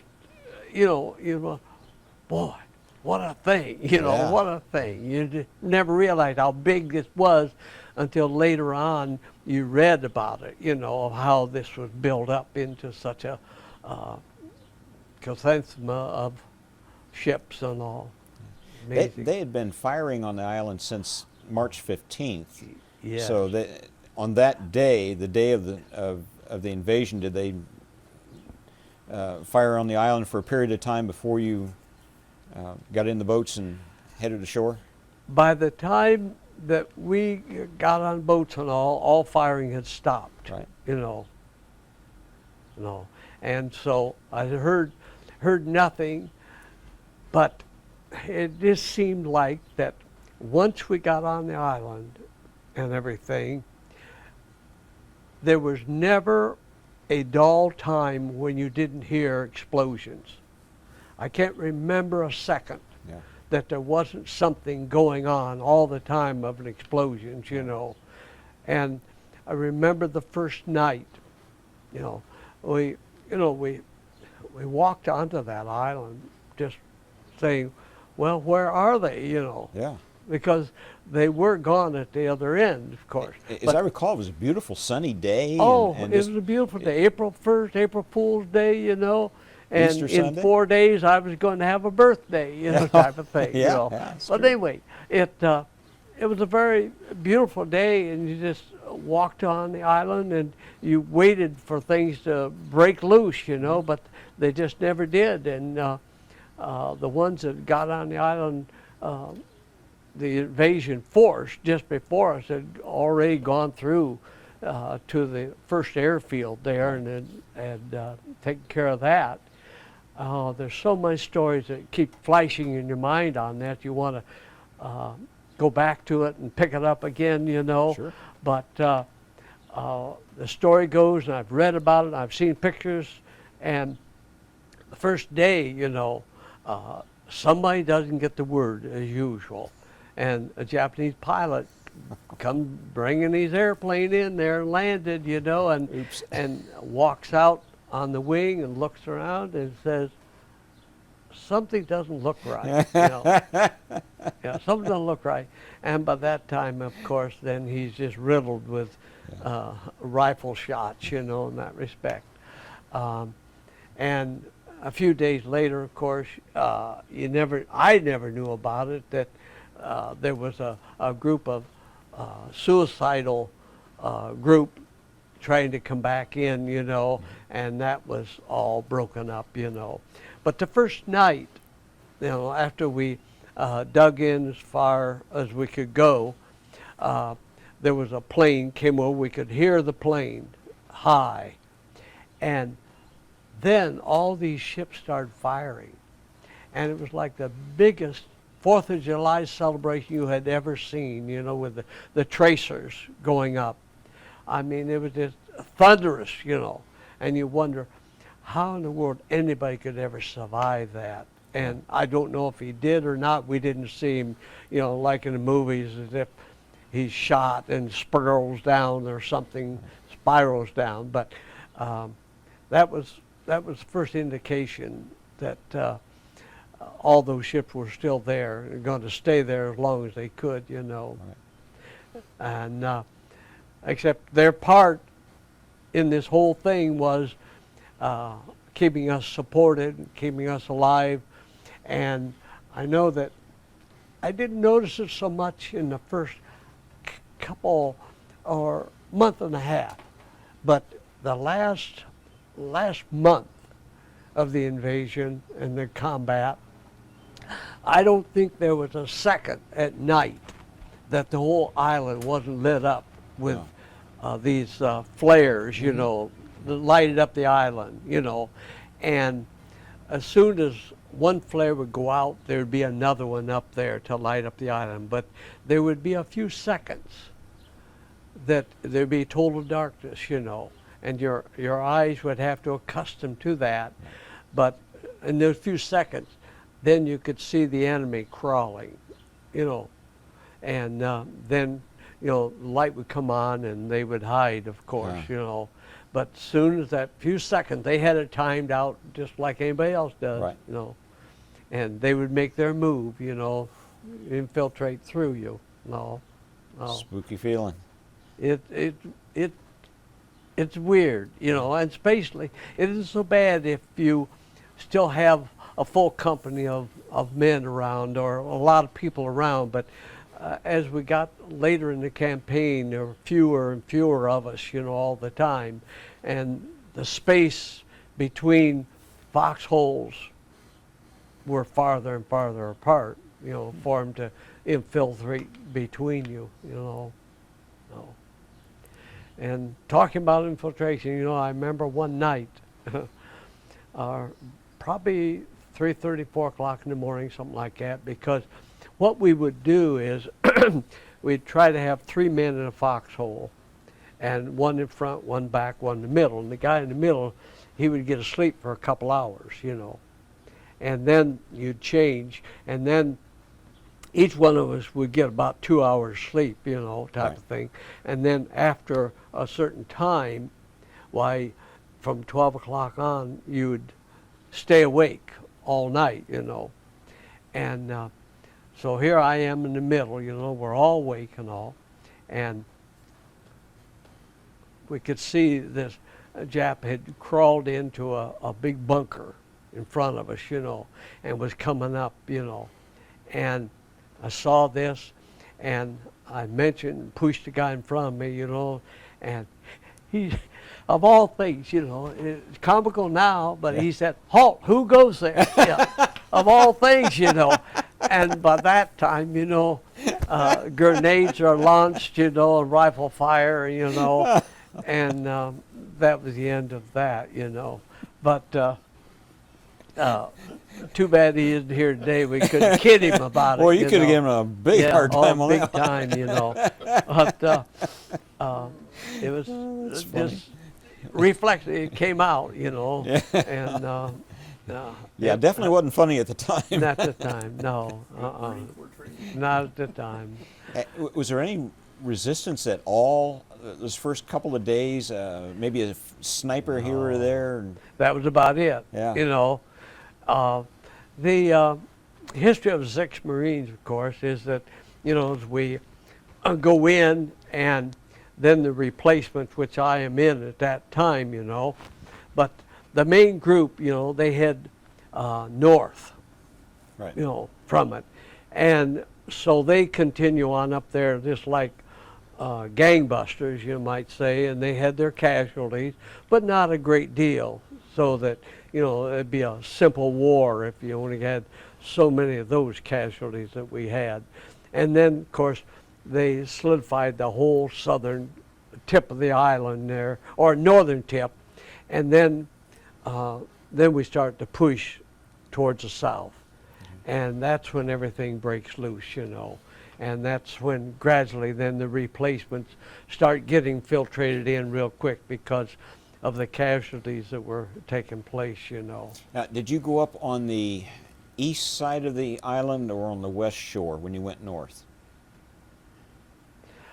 You know, I was always mixed up on that because I swore that to the left was south, but it was actually north, you know, type of thing. And so, Which side was the water on? okay, all right. So we're heading north. The water is, of course, on the west side. You know, Okay. so we come in from the west. Yeah, You know, all right. type of thing. Yeah, and but then as we continue up south, of course, then the resistance and everything, and of course the Army had been up there already and had gotten themselves badly beaten up. Right. Badly. And I always thought, where are the books that tells about what the Army did, you know? And finally I picked up one book that gave me some indication of this, and I have that down in Florida there that I read, and that was telling about what a hardship they had trying to take little knolls or little crevices and little hills and the problems that they went through, you know, and they took a blunt force. Yeah. They lost a lot of people, and I'm sorry that they don't get more recognition really of what they did do. The 96th and the 77th, they fought some pretty rough ground. They Comical had Hill, to. They had Surrey to. Heights. Oh, Yeah. yes. Yeah, that wasn't easy. It wasn't easy at all. It had to be tough. And they talk about, you know, some of the individuals that really got awards afterwards, you know, and what happened to them, and how that maybe one man would be left and have to stay there all night, all by himself, you know. And now, I wouldn't want that at all. No. Not being the only man around, you know. That would cause a man to crack up pretty quick, I would can think, imagine. under power or pressure of that, you know. That'd be bad. But Pretty lonesome feeling, that's for sure. yes. And so when the Marines had to take over, and there's a lot of history on that, of the political part of it too, I'm sure. And we Marines think that, you know, we're the greatest, you know, and that the Army was nothing, you know, and they failed and we took over and won the war, you know, type of thing. But a man is a man, you know, and if he's behind a rifle there and advancing, you know, and having mortar thrown at him, he's just as weak as anybody else, you know, for sure. Whether he's a Marine or Navy man or what, you know. I want. Do you have any detail of the experience of the advance to the northern part of the island? Did you see any resistance? I didn't see any I know there of was that. light resistance, but It was light resistance, and it was isolated spots, you know, Okay. of defending certain spots, certain areas that they were wiped out without any problem, you know. But so I don't know too much about that firsthand experience or Right. anything, you know. personally, it was just more or less a walk to the Yes, just walk till you got to through. the end and came back. Then Yeah, because I remember that one day particularly on the northern part there, that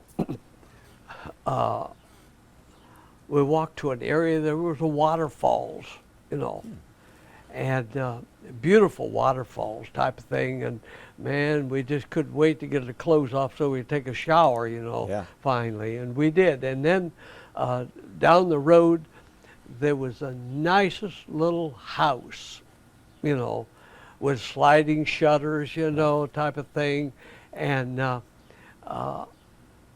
then you think back, well, this is the way the Japanese lived, on a warm climate type of Yeah. thing, you know. This is as you see in the movies and all that and all.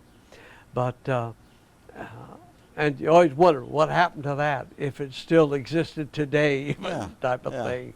But I doubt it. Probably no. a shopping mall now or something. Yes, a shopping mall. 'Cause I know that we would take an area and leave that area, withdraw, and the engineers would come in there so quick, change the whole setup, the roads, dig out part of the mountains and put a road in, you know, and we would come back by that, not over 2 days later, Yeah.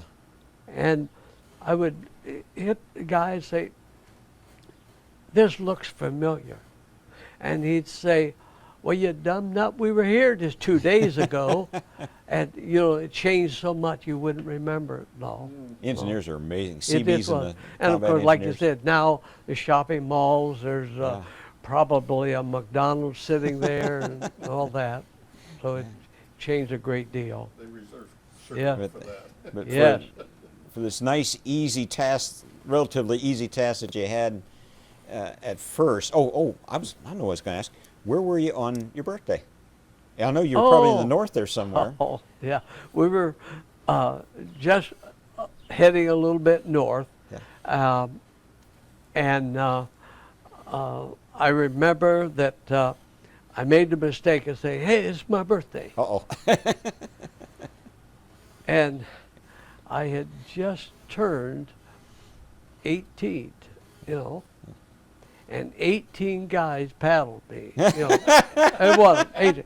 And I never got hurt so bad. A slap on the fanny, you know, by 18 guys, you know. Took a good swat, you know. Yeah. So that was experience, you know. Okay. April 1st, Fool's Day, and then right up to a birthday time, you know. Was that worse than getting wounded?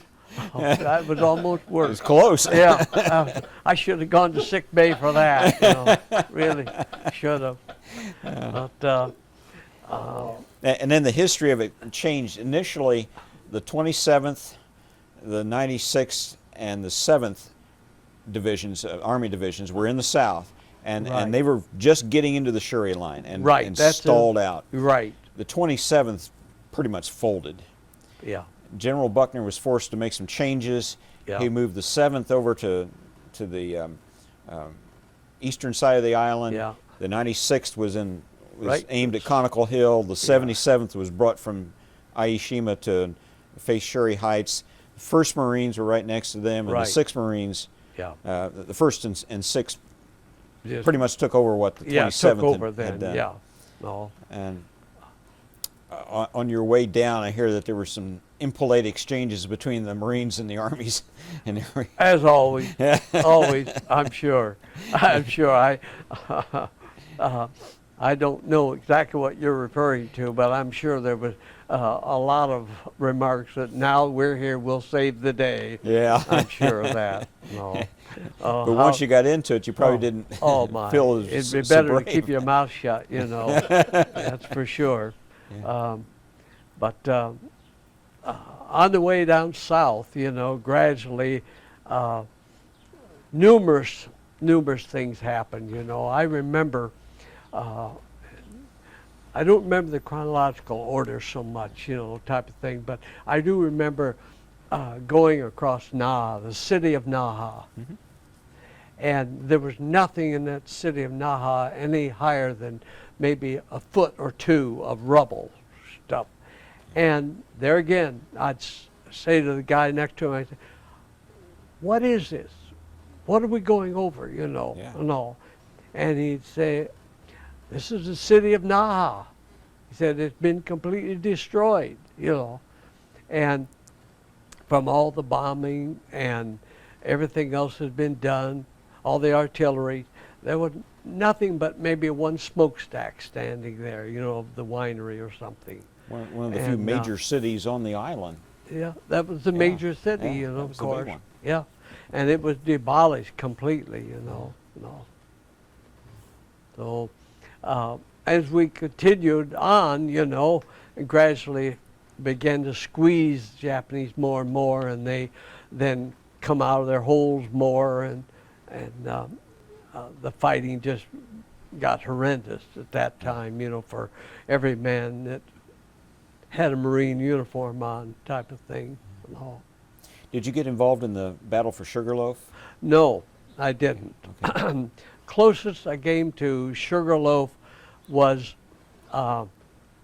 in support Okay. for the 22nd, you know. All right. And as on the one picture there, one guy from Fort Wales, you know, Florida there. I can't remember his name. Anyway, he came back off Sugarloaf after they were rejected from the overpowering of the Japs, you know. And he came back down, and I grabbed him, you know, and I said, how was things, you know? And he said, that was tough. And I said, well, what's your recommendations, you know? And he said, carry as many grenades as you can carry, because it's close combat, you know, it's all combat. So our group never got up on Sugarloaf, Okay. you know, in that respect, got that close, you know. The other time around Sugarloaf at all was when we went around Sugarloaf to Crescent Ridge, you know, and that's where we got pinned down, and that's when Doris, Hispanic boy, buddy of mine, got killed. And then also there was a corporal, and I was told what his name was here a few years ago at one of our reunions, but he came along to tell us what was happening, you know.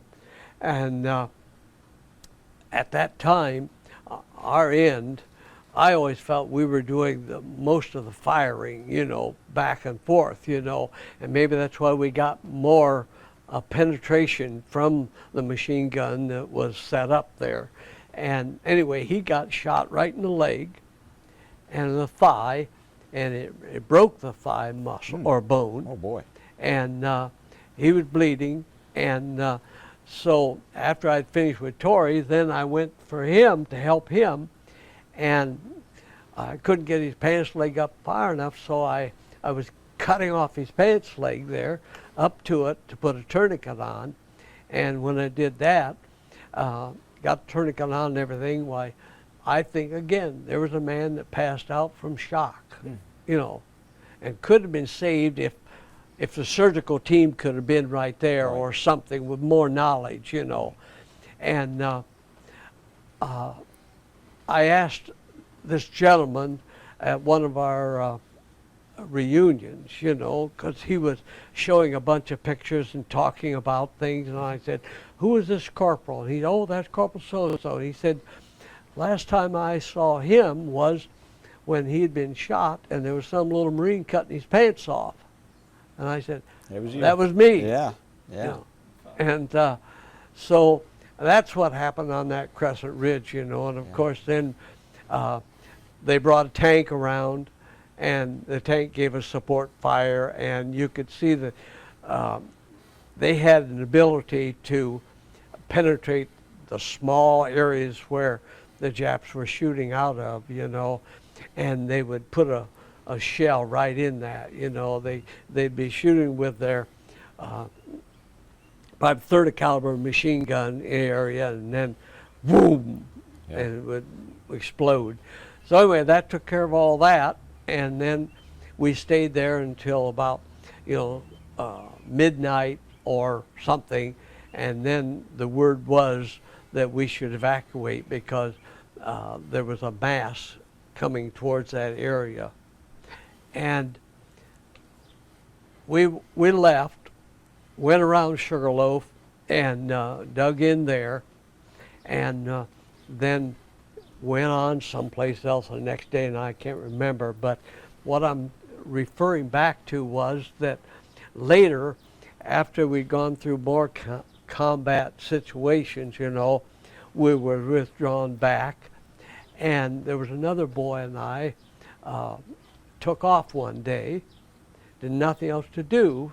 We were in a kind of a rest area, so we took off, And the next thing we know, we're coming in from a different direction on Sugarloaf, and got into that area between that open area that we had been in. There was the Crescent Ridge here, Yeah. Sugarloaf here, and here's that area. And it had looked like it had been plowed up. Huh.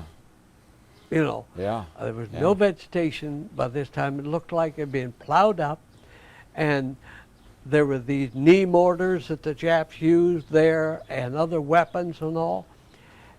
And I thought, what in the heck is going on here, you know? All this stuff. So you knew that there had to be a large group of Japanese that had come through there that had gotten the hell beat out of, Oh, yeah. you know, type of thing. And so then when I went back to the company, I mentioned that to Shear, you know, and he dressed me down for leaving the area and said, that's dangerous, you know. Yeah. But then he told me that after we had left there, that apparently the Japanese had been caught there on artillery and everything and just wiped out, you know. And that's why the weapons were still there and everything else. Wow. There were walkie-talkies type of thing, Huh. and the knee mortars and other machine guns and everything else there. Of course, if you dared to pick anything up, it could have been booby trapped too. So. Well, yeah, or live even. Yeah, You know, a knee mortar could have been live if you'd have fooled with it, you know. Yeah, that's true. Oh, That's true. but, and then I remember one night we were close to the China Sea there, and then we'd look up, and there was like this large, to us at that time, to me it was, a large flat area, like a hill way up there, you know. And there was one area up there that had an opening. It was up, and then this opening, and the Japs would run from one to the other side, you know, Okay. across that. And I know I zeroed in on that spot, you know, and I'd wait. And I'd try to figure it, and I'd let one loose, you know, just when I thought someone would pass through there, Right. you know. And don't know if I ever hit anybody or not, you know, but that was, I sighted in on that. And then we eventually got up to that area. When we got there, it was like the top of it had been dug out.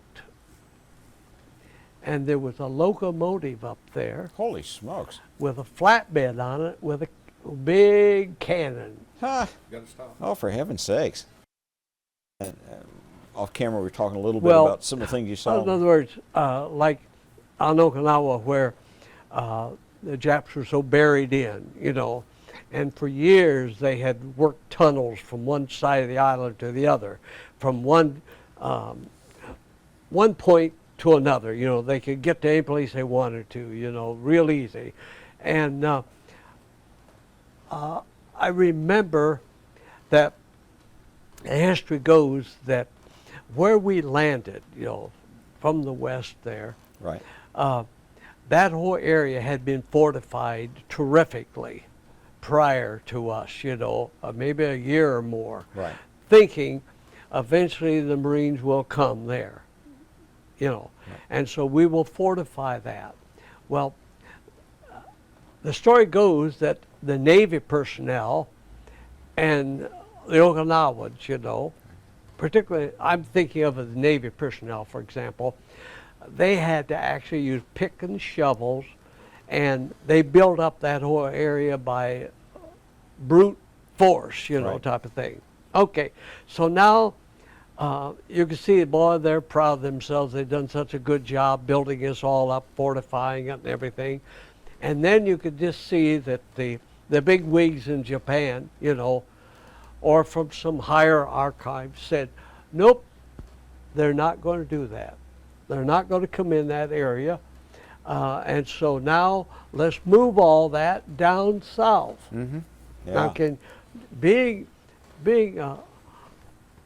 PFC private, you know, getting the dirty end of the stick all the time. Now, how they must have felt. They could just pull their hair out type of thing. Now we got to move this damn thing all the way again, you know. Yeah. All that. And, you know, just like in the Marines in the beginning, they say, can you drive a truck? Oh, yeah, I can drive a truck. I drove tractors and all that stuff, you know.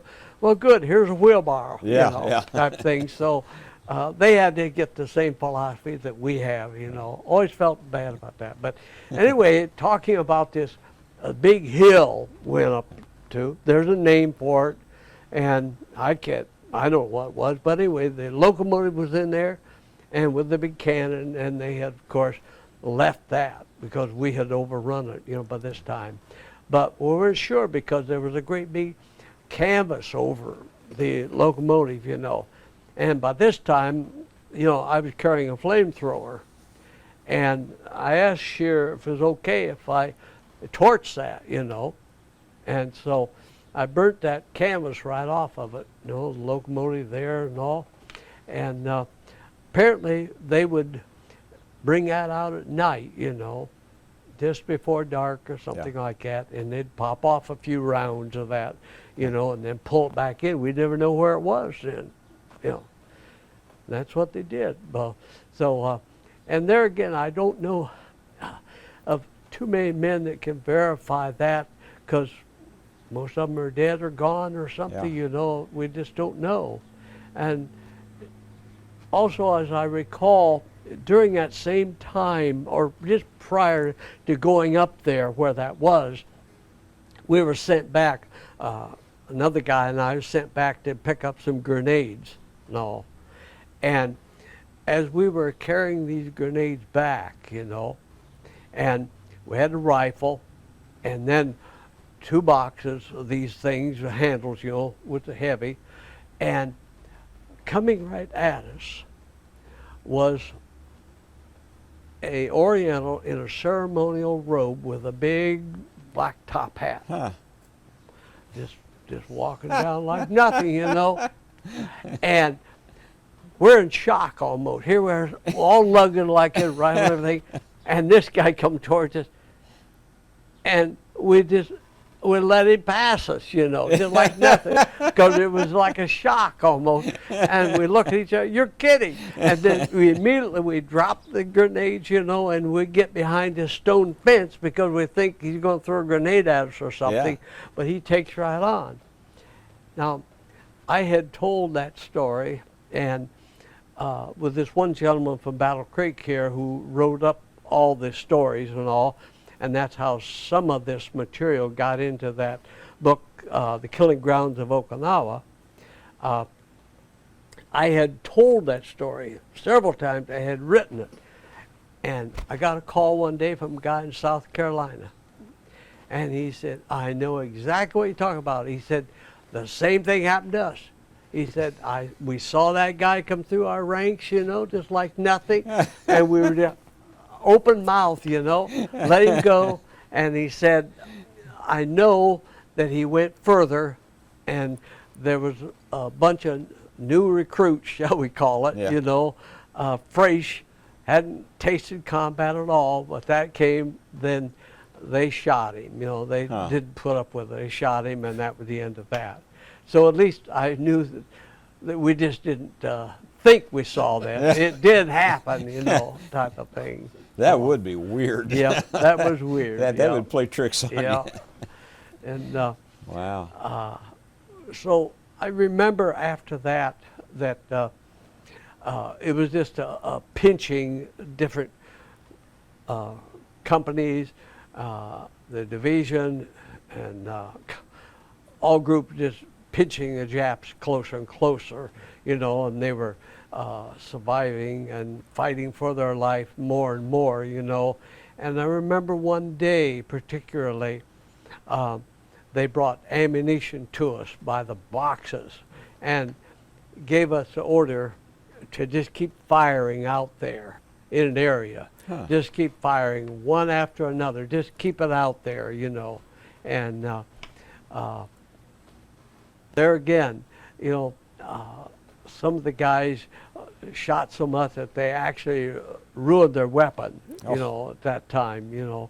But that was part of the strategy, I suppose, just to keep them pinned down as much as possible, you know. Yeah. What would you think of the flamethrower? That's a wild weapon. Yeah, I guess it That's is. a wild weapon. I don't think I'd want to have those tanks on the. You'd be a big target Well, in one shot. Boy, you you'd go know, up like a match. I think what happened is by the time I got into the company, the flamethrower guy, which is bigger than you, you know, Yeah. about your size, you know, type of thing, and they had worn him out, I think, carrying that and running with it and everything else. And so when I came in there, they passed that on to me, you know. I needed it like a hole in the head, you know. And but it would shoot a terrific flame, you know, and as long as you kept that match going, Right. you know, and kept the hand on the trigger, you had to be someone that they would pick out to down, you know. Sure. You couldn't move fast, and never had any problem along that line, you know. But after I used it to get rid of the locomotive, shall we say, it was empty. And somehow I sent it back, but I never got it back again. And that was a good thing. You know, it never came back to us for some reason. I don't know why, you know. And of course, the Army, of course, had tanks. Right. Use that. And I don't remember the Marines having that type of support. You know, I hadn't thought about that. Well, I would have thought the Marine tanks would have had it too, but I would, but we didn't. But the Army did have that, and they used it, you know. And I think it would be quite evident that it would be a good thing to have. You know. sure. But And your normal, the normal weapon you would carry, an M1? just the M1, yeah, yeah, and grenades. You carry a lot of that, you know. And there again, I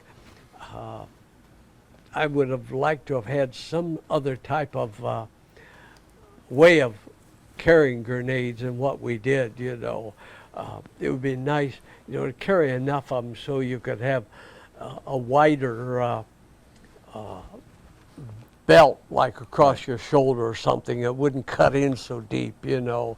And just like an extra bandolier of M1 shells and the clips and all, that cut into your, you know, that would give you more problems than anything else over the shoulder, you know, type of thing, you know. So it'd be good if you'd had a backpack or a belly pack or something. It would be distribute the weight a little bit different, you know. But by this time, though, of course, I carried very, very little on my back. You know, my backpack by this time had a half a blanket that we had taken a full blanket and cut it in half, and that's for weight. And the rest of it, you know, you carry your grenades with you, you know, and what little food you might have had in advance, you know, or something. But that was about it. Then had a full belt of armor or ammunition, and I had 2 canteens, you know, for water. And that was about it. And that's all I wanted to carry, you know, when you're running all the time and all. No. What was the closest you got to a hot meal? What's that? Not even close. What's that? Oh, no. I didn't get a hot meal until after I was wounded and back in the hospital then, you know. Never a hot meal.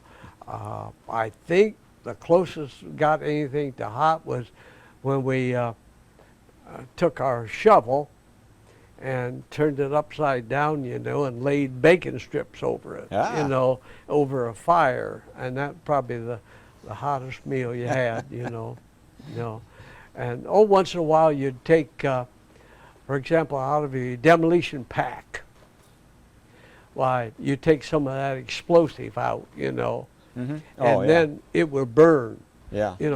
And so you little pit and light it and put your can of food over that, whatever that was at that time, Most of it was the K rations, which didn't comprise more. They came in a little cracker box thing, like Cracker Jack. Yeah. Had a few things in it, biscuits and all. But with the K rations, I remember, they had a round biscuit which was a breakfast meal or something like that. Yeah. And nobody seemed to care for those too much, but I did, and I would accumulate a lot. And I think that's what I lived on for days, just that, because it was so good. I liked it, Yeah. It was like I always enjoyed, after coming in off of the fire range or being on obstacle courses and all,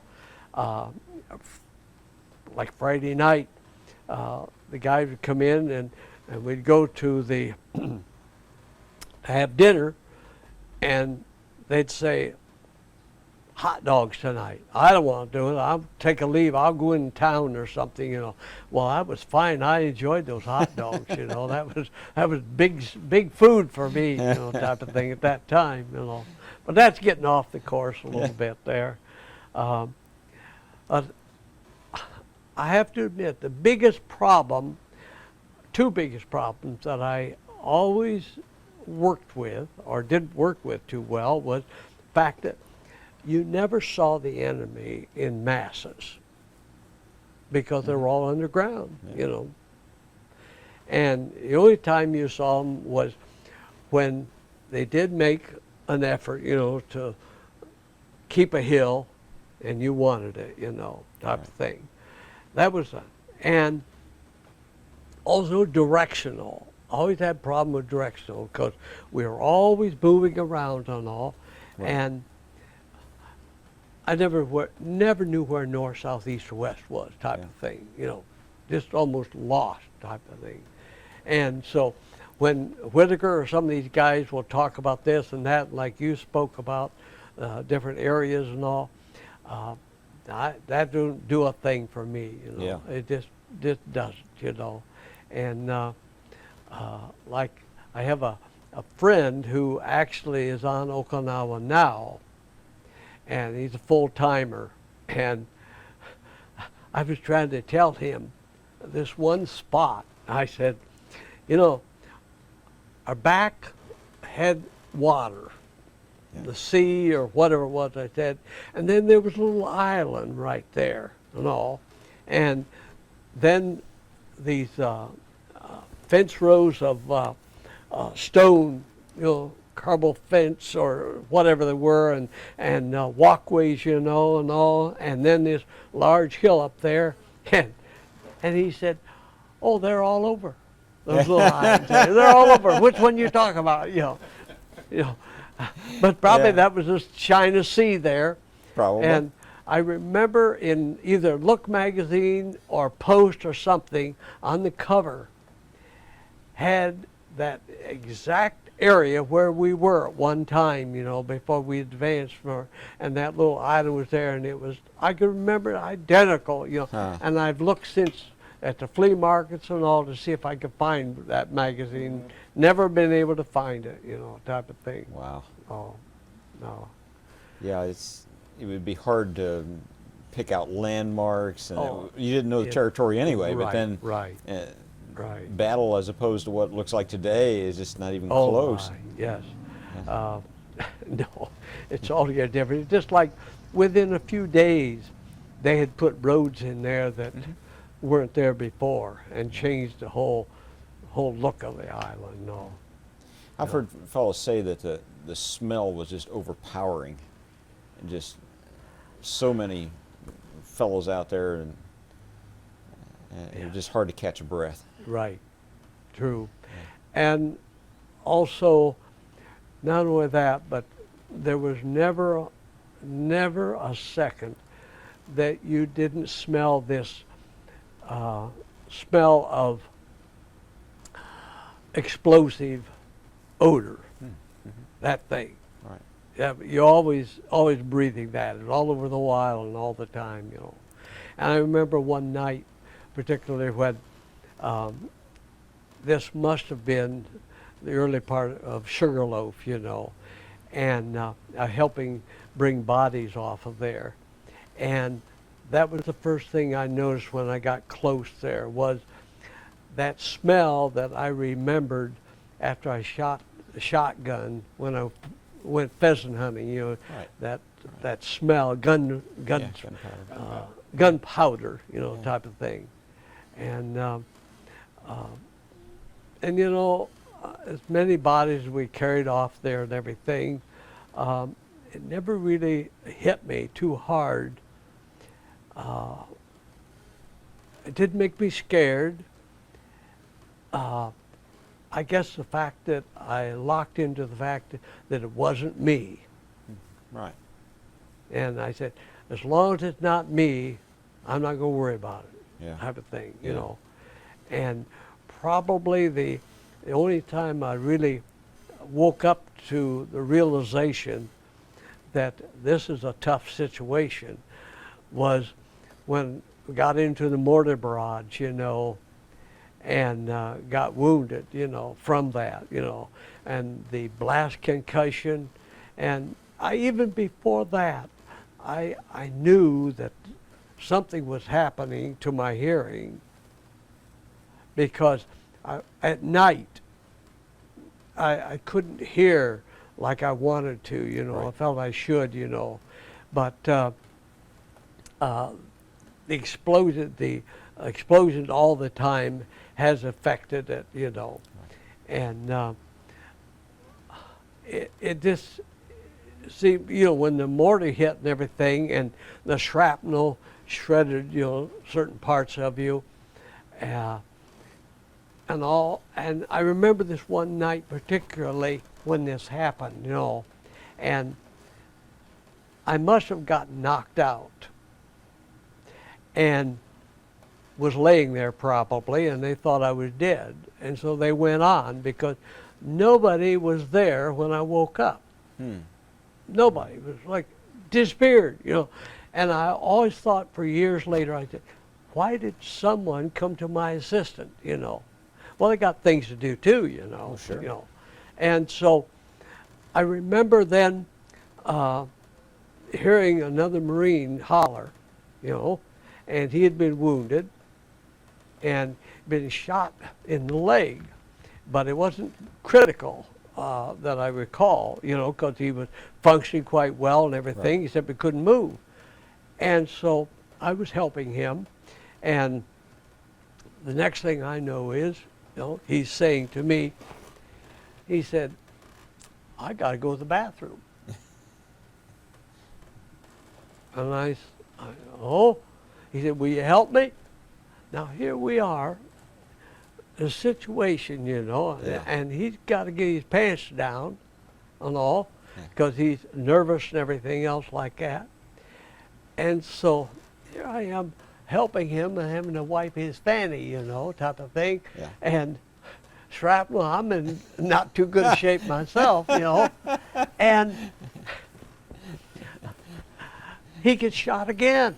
Oh, good grief. Now, doop, like that. And then a couple more times the bullet goes over us, you know, you could tell. And they were close. And well, that time I drag him off of there, you know. And right next to us then, off of this little mound like, off next to us was this hill with a cave there. And the doctors had set up a table there and were taking care of people, you know, type of thing. And I remember the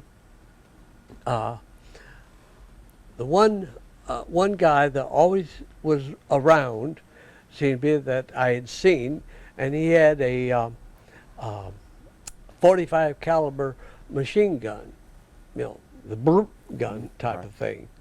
And he always carried that. And next thing I know, he got shot. And apparently the Japs had come out of that cave and picked him off, you know, type of thing. So they were taking care of him. And so finally I got somebody to take care of this boy, you know, get him out of there. And you know, I've told that story many times, thinking that someone out there would say, that was me, you know. Yeah. But yeah. it never has happened, you know. But whatever happened to him, I don't know. Yeah, it makes you wonder if he survived. Always wondered, you know. Yeah. But I don't think the 2 shots were that critical, you know. They were flesh wound type of thing. But It could be some dopey thing like an infection or, you know, just yes, yeah, crazy stuff. right. But I know that night then, after I go back, I pick myself up then, finally go back to company headquarters, like, find where they are, you know. And Shear says to me, he said, you go on back to the hospital. Oh. And so we go through the line, you know, we're walking through the line, it's getting darker and darker, you know, and all these Marines are there and everything, and they have trip wires, and I remember the guy saying, don't step on our trip wire. And at that time, you know, who cares about your little old trip wire, you know? Trip it, and up goes the flare, you know, like that, you know. So now we hit the deck, and we stay there, and then we'll go on to the area where they put us on a Jeep then and take us back, you know. And I get back to the hospital area and want nothing but just to rest. So you just rest. Oh, yeah. So woke up in the morning, you know, and realizing where you are, and well, let's have some breakfast and all. And so we go to have some breakfast, and then got to take a shower. I haven't taken a shower for 2 months, you know. And so when I was taking a shower, the guy said to me, what you got sticking out of your shoulder? I don't know.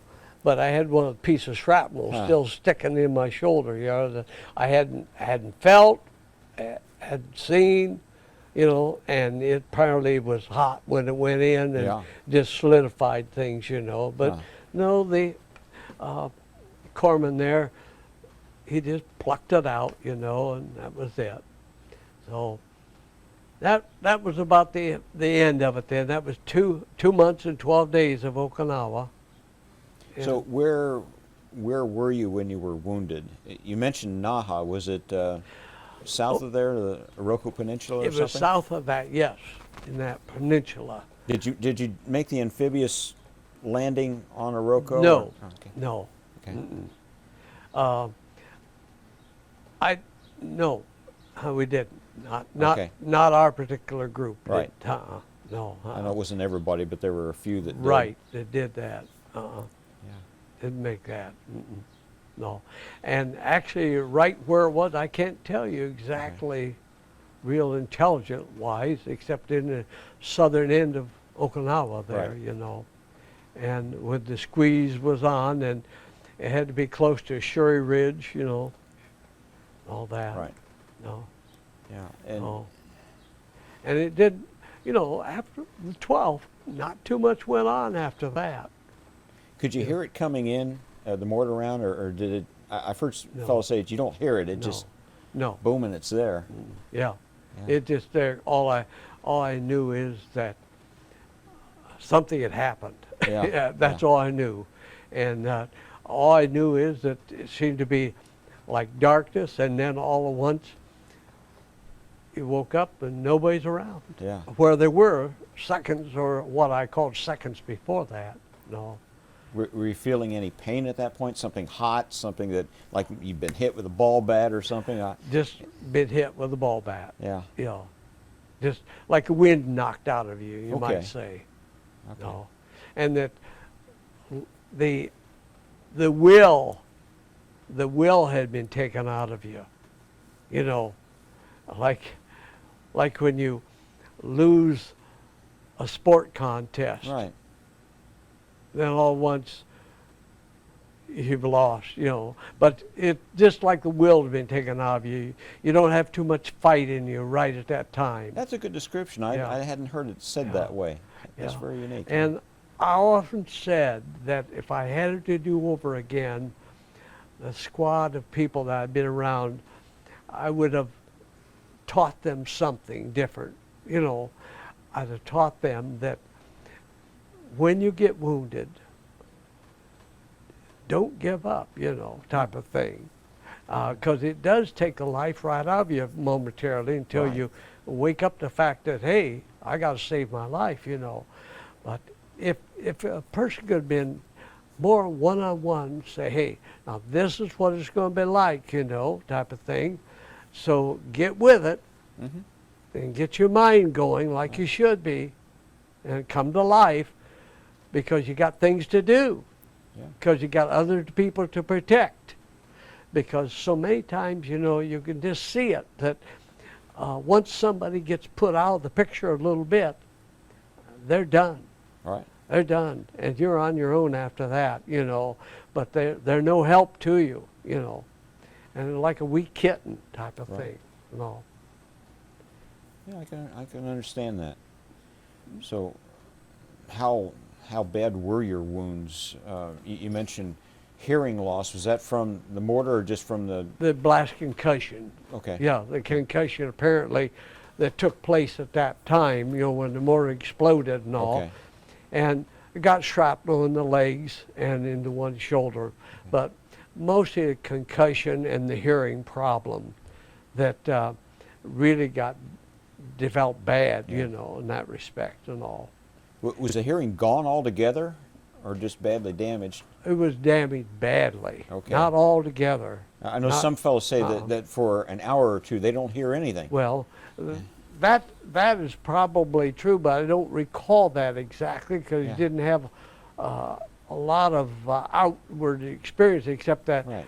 one-on-one type of close relationship there with that one kid, you know. But it was mostly, I think, as I recall, it had to be from the explosion, the magnitude of the explosion in that respect, and what distance I was from it. That I can't recall either because it was in the lower level. Right. And so I don't know if it was close or what, you know, in that respect. But it wasn't like tearing a whole lung apart or anything like that. Type. Yeah. Well, and the island itself became a weapon. In Europe, you hear a lot of tree bursts where the Germans would send a shell into the tops of the trees and then just turn it to splinters, and they'd come down like little arrows. Yeah. And, General Buckner wasn't so much killed directly by fire as he was by the rock exploding. And the bits of the rock Yes. penetrated him. Well, and you know, I know that one was metal in my shoulder. The rest could have been from dirt, Yeah. even, Yeah. or anything, because nothing was not like sand, shall we Right. say. No. Yeah. So I don't know. Long time ago. Long time ago. Before I move you too far out of that spot, who were some of the fellows that you remember from your fighting days in Okinawa? Some of the fellows that were close to you. And do you have any fellows that kind of stand out there? Not by name, not by name. I remember in our company there, we had twins, and one of the twins was killed, you know, type of thing. I remember Doris, you know, was killed, and then this corporal. But I cannot recall names of individuals in that respect. Now, you see, what happened a lot was most of the people that I was inducted with, you know, came from Ohio area and went to Parris Island, you know, and we trained together, you know. Right. Some of them were from Lima and other areas, you know, and then there's Earhart. Now, by the fact that I was that supernumer, I missed that group that went to San Diego, and then they went to Iwo Jima. Now, if I hadn't been in that little group around that tree in the playground, you know, the drill field, I would have gone with them to Okinawa or to Iwo Jima, and I know I wouldn't have been here today. Yeah. I just know it. Yeah. Because this Earhart that I was with, he got killed almost immediately, and he received a bullet right in the head, you know, almost immediately. And I had, then, because of that change, I went to Okinawa. Now, when I got back in Lima, Ohio, one day, walking down the street, I heard my name yelled out. And a guy in the bus. And he was just frantic, you know. And he said, wait right there, you know. And so he got off the next block, came back. Well, that was one of the guys I was trained with, Oh, okay. you know, before we went to Okinawa, you know. And he was the one that told me about Earhart, you know. And we talked for quite a little while. I wanted to talk longer, but, and why I never got his address or something to see him later, I don't know. But anyway, then his wife hollers, hey, we got to go, you know. So we left. I never saw him again. And I would have liked to know more what happened to the whole group, you know. Sure. And I've never been able to follow up with that division, you know, for any of their conventions or. Do you know which division he was in? Third, fourth, and fifth were on. That would be the fourth. The fourth? Okay. Yeah, fourth. They were attached to the fourth, yeah. Huh. Earhart. So There's this, you know, the fact that you miss certain campaign and get into another helped out a great deal, I would say, even though it was kind of dramatic. Yeah. You know. Yeah, I have a good friend in near Anderson who was in 4th Division. Oh, And, okay. he was a lieutenant. Was he on Iwa? Yeah, Yeah. he was. Okay. He was there for the whole thing. And just kind of wonder if maybe he might have come across Earhart at some point. That He might have. That It might be might have, interesting. you know. It's hard to tell, you know. But, you know, Earhart's father passed away, or no, his father was killed by a train one time. And then the boy, Earhart, sort of took over the father's job for a while, and I think that's why he was, he probably had some kind of a delayed, you know, approach to this business of going to the service, you know. He had a deferment because of his doctor being, or his father being dead, and his mother had to take over the business and all that. And but I went back and saw her in Clyda afterwards and talked to her, you know, and she had some of the information about how he had passed away or died, but she didn't have the whole thing, you know, because I believe that the commander or somebody wrote her a letter, you know, and told her what happened. It would be interesting to know what company he was in, because I know 2 lieutenants from neighboring companies that were in the 4th. Oh. And maybe one of them might have known him, or. Yeah, you know, and I don't know it because I lost track of all that completely, you know. It was a wild history time, you know. Everything happened so fast, you know. And if it didn't affect me, it didn't affect me. Yeah. Type of thing. You don't remember it. Yeah. From the place where you were wounded, you went back to the aid station in the cave. From there, you went where? Well, to a larger tented area where more bodies were, shall we say, more people, and then went through the process of seeing the doctors and everything else, and then being transferred from there. I got on a plane actually and went to Guam. Okay. Yeah, and stayed at Guam for a while, but then they said, like, well, because of your hearing problem, he said, you can't fly. And so, Oh, for heaven's sakes. yeah, and so he said, now you're going to have to go by ship. So 11 days later or something, you get into Oakland or San Francisco area, Right. you know. And I remember on ship there, ran into one of the guys that had been in boot camp together. And he was probably one of the Marines on the ship for guard duty and all that stuff, you know. And I asked him, how'd you ever get this job? You know, you got a sweet setup, you know, type of thing. And I don't recall what he said, you know, but met him, you know.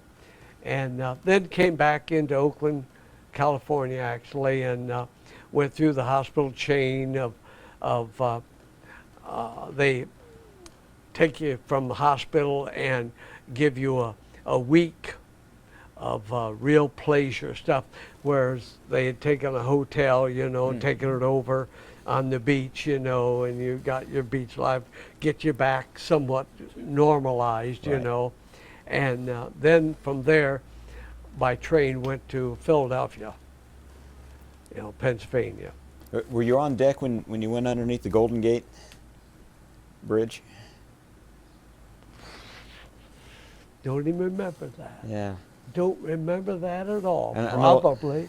I know a lot of fellas. Yeah. A lot of fellas saw that Golden Gate, like Yeah. the fellas on the other coast saw Uh-huh. the Statue of Liberty. It was just, Yeah. we're home. You know, that's the ignorance of youth, shall we say. Yeah. That, Golden Gate, I could care less, you know, Yeah. type of thing.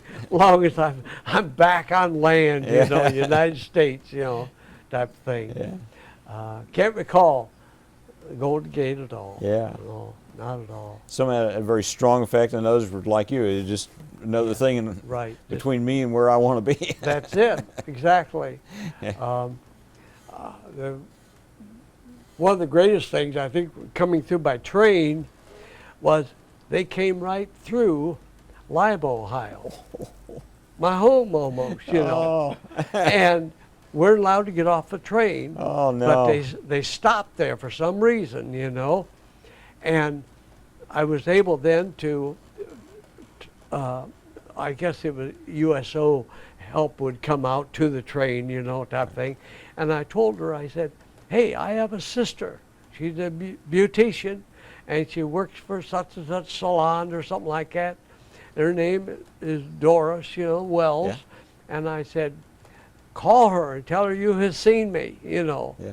And so Doris tells me about That had to be so frustrating to be right there and at home. Yeah. You could have got off. You could have seen mom and, your yeah, and sister and all that, and you know, couldn't do it. apparently they must have had other passengers. It was a passenger train, Right. and so they left people off apparently there. And I remember coming close to it. I said, "This looks familiar," you know. I just coming into Lima, you know, and so of course we go on from there to Philadelphia, Right. and the Navy Hospital there, and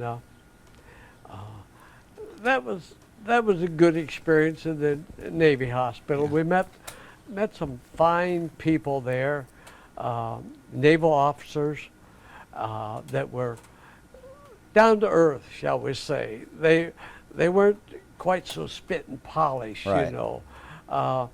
You would have a few spit and polished naval personnel there that took care of your liberty. You know, if you were allowed to leave the hospital and all, why they would check you in and out, type of thing.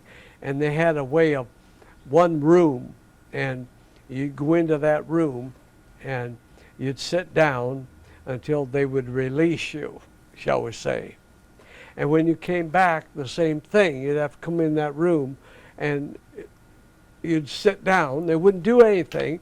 You'd sit down until they made up their mind they wanted you to leave, you know, type of thing. And if you said anything to them, oh, you know, they got real nasty, you know, just they're like, well, you know, almost threaten you with a court martial, you know, type of thing. And I thought, you'd think, hey, all the stuff I've been through and all, you have no idea how close you are to getting throttled, And and you always have a thought here. If I could just find out his name and where he is from, where he's going back to, someday I'll look him up. But it was just that chicken type of attitude that they have a job and they think it's the most important job in the world. Yeah, and they've never been anywhere close to anything you've They experienced. have no idea. No idea. They think their life is so bad. Right. It's true. Oh, boy. You're in Philadelphia for how long? From, let me see, in April, May, June, August, about 3 months. About 3 months. Yeah, about 3 months altogether. And, yeah. and during this time, you probably had a chance to call home and. Oh, yes. I had, my mother and my sister came to Philadelphia to see me. Oh. Yeah. So they came and spent a long weekend with me, Yeah. And it was just good to see them, Yeah. I know that when I was wounded, I knew that she would be notified, that I had been wounded, and I was capable at that time at least writing a note to her, telling her, you're going to be getting a letter, but know that I'm not dead, type of thing, Yeah.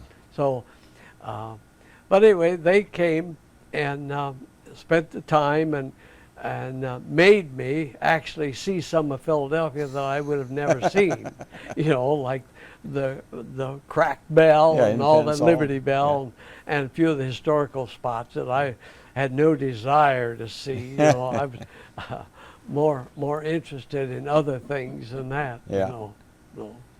And the fascinating by knowing that a city can operate on a subway like they did, go from one end to the other. Oh, yeah. Yeah. Not too many subways in Lima. No, not too many subways. That's for sure. Did the USO get a hold of Doris?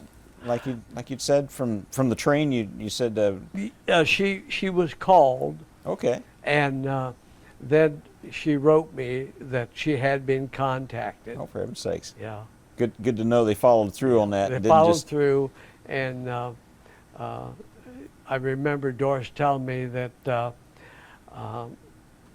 the girl had told her that this most excited young Marine, your brother, Yeah. I was all excited about it, that thing, because, how many times you go through almost your hometown Oh, sure. on your way home like that? Yeah. No. Now the war ended while you were in Philadelphia. The war ended It was in August, and in August. Yes, it did. Right. I know what I'm thinking about. President Roosevelt passed away while we were on Okinawa. Right. Yeah. And then Germany surrendered when I was out in out in California. okay. That's it. And so then the war ended when I got, Yeah. that was it. Yeah. Do you remember your reaction when you heard that Franklin Roosevelt had died? I mean, or were you just so caught up in what was going on then it was nothing to you? I didn't, politics meant nothing to me at that time. Yeah. Yes, I felt bad about respect, but yet I thought of him being an older man, Right. and older people die. About it, Yeah.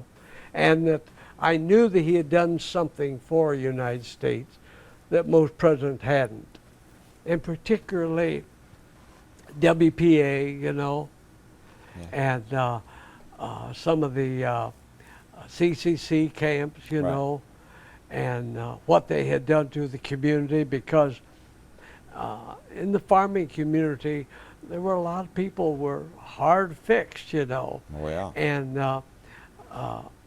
the WPA and the CCC camp, you know, did a lot of good things, you know. And I know that some neighbors that, particularly, they were picked up by a truck every morning, you know, to go to work type of thing, and that they were paid for this, you know. It meant a great deal, and you knew that something had been good. And I remember way back that when Landon ran against Roosevelt, you know, and he was defeated, but being a good Republican through my mother, you know, that family, Landon was the man, you know, type of thing. But he got defeated, of course, you know. Oh, but our big presidential candidate was Wendell Willkie, because he came from Elwood, which is just in the same county where we live. Oh, so, that's in fact, right. Herschel grew up in Elwood. Yeah. Right, true. My. Win with Willkie. Yep. From, were you discharged in Philadelphia? Yeah. Okay. Yeah, Naval Hospital. Okay. And from the, actually leaving the hospital, then going to a naval barracks there at the end, the south end, Philadelphia, you know, the naval barracks. Then we spent a few weeks there until we were discharged. And yeah. So you went back home. Back home. Yeah. And then went back to the farm. Yeah. And by this time, my stepfather had some health problems, not a great deal, but he had to go in the hospital and have some surgery on his jaw. And he had contracted with other farmers to do corn picking. That was it, yeah.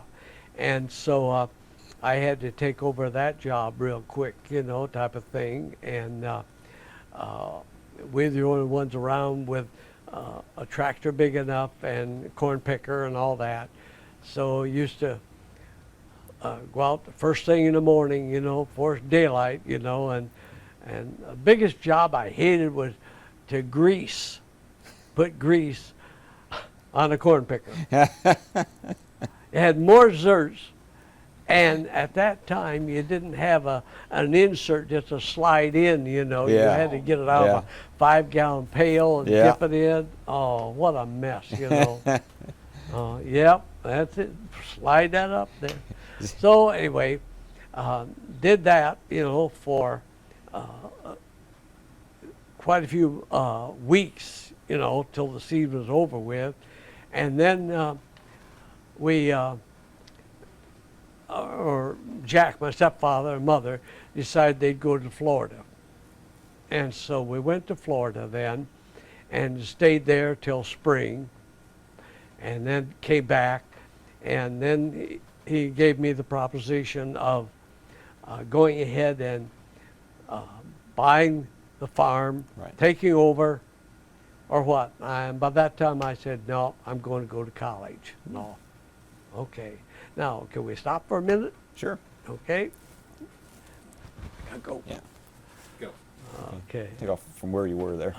That's a good question. Where was I? You know, type of thing. Okay. At the farm. Out to farm. Oh, you buy decided- out the you decided farm not and to- all that. And I said, no, I'm going to go to college, you know. And at that time, I thought really what I wanted to do was be a basketball coach. That was my thought.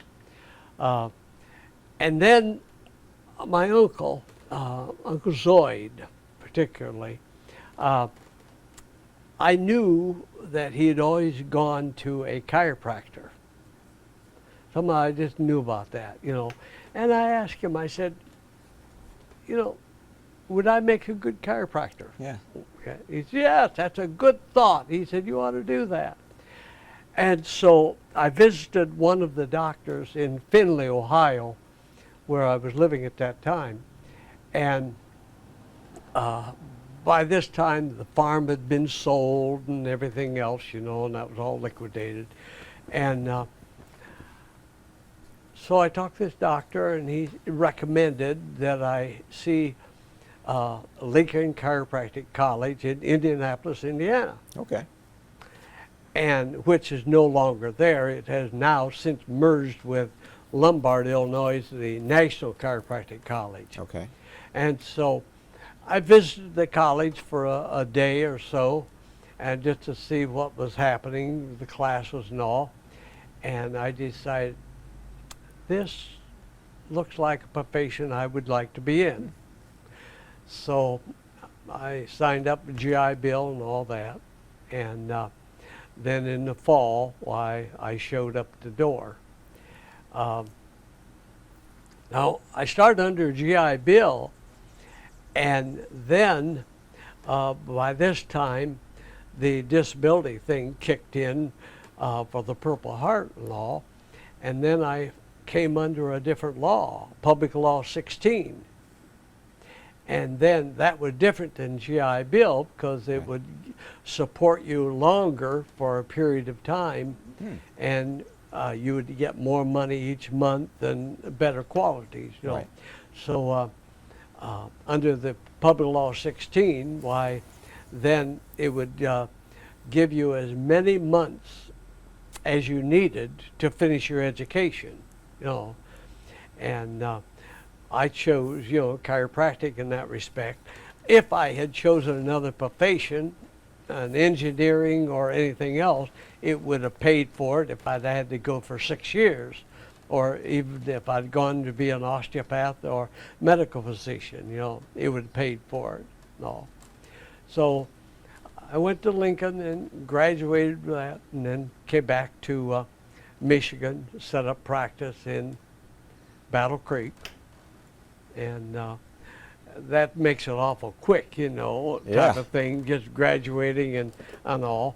But I graduated good, settled down, made good grades in school. You know, one person said that I was an overachiever then, you know, because you finally you got rid of some of the teenage stuff, youth, and settle down. This is going to be my life, and so you better make the best of it. So I did all right. I felt I was a good chiropractic physician, and I practiced in Battle Creek for 49 years and 9 months. Wow. Yeah. That's amazing. Why Battle Creek? Why here? Years ago, we used to, in school, high school, we would take one of the trucks from either one of the farmers' kids, you know, and we'd go up to Clearwater, Florida, or Clearwater, Michigan, to fish. And we did that for 2 different summers. And so I recalled Coldwater being a nice little town, and I thought, that'd be a good place maybe to practice. Well, my eyes were different, you know, a few years later. So came to Coldwater and talked to one of the doctors there, and he said, you know, Battle Creek really needs a chiropractor.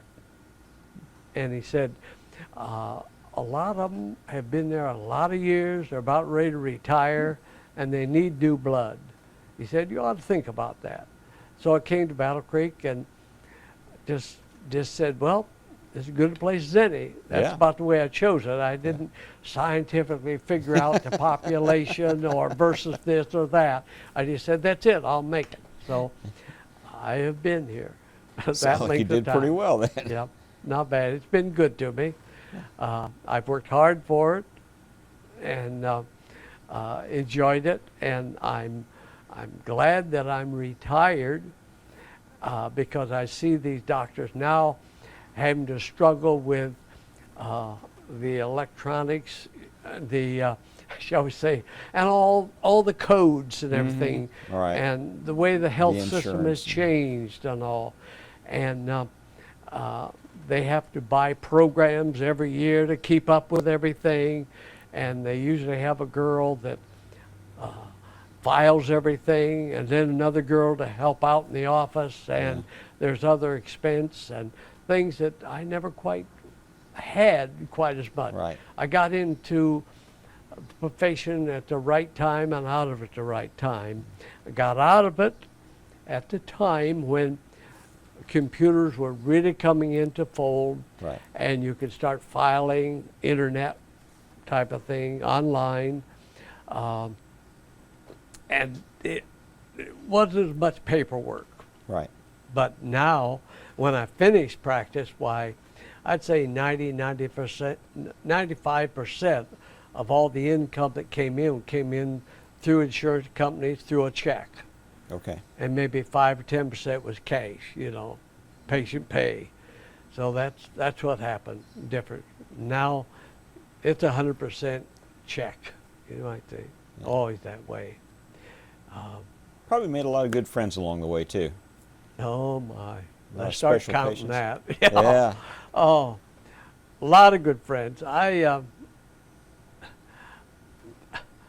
started out, shall we say, through the state association and the various doctors that you got to know, fine men, and said I should run for an office, or something.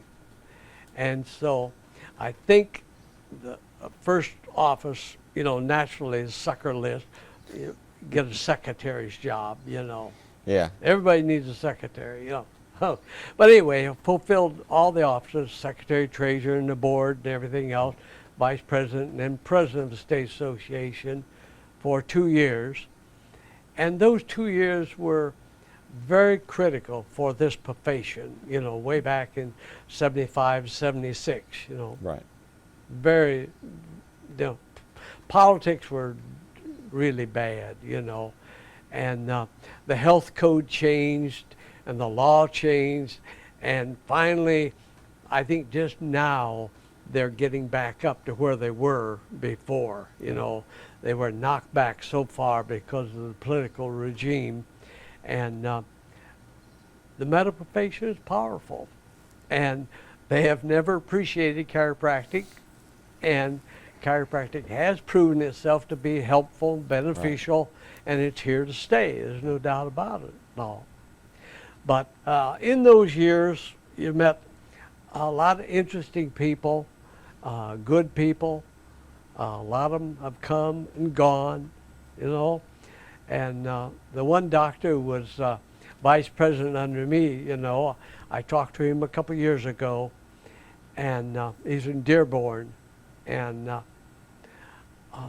Doc, how you doing? And he said, well, not bad. He said, but I'm on dialysis now.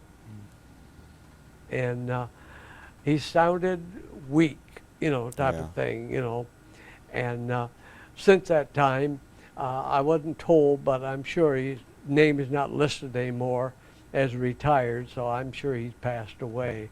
But he was a fine gentleman, as you meet many, many times, And even I met a lot of doctors of osteopathic and medical doctors and referred patients to them, and in Battle Creek here, and enjoyed the association of interprofessional relationship that you do have, best you can have. No. Yeah. Then, after things slowed up a little bit, or I should say, what happened was, got another doctor in the office that wanted to establish his practice in the clinic, and not from my patient list, but build up his own, Dr. McKay.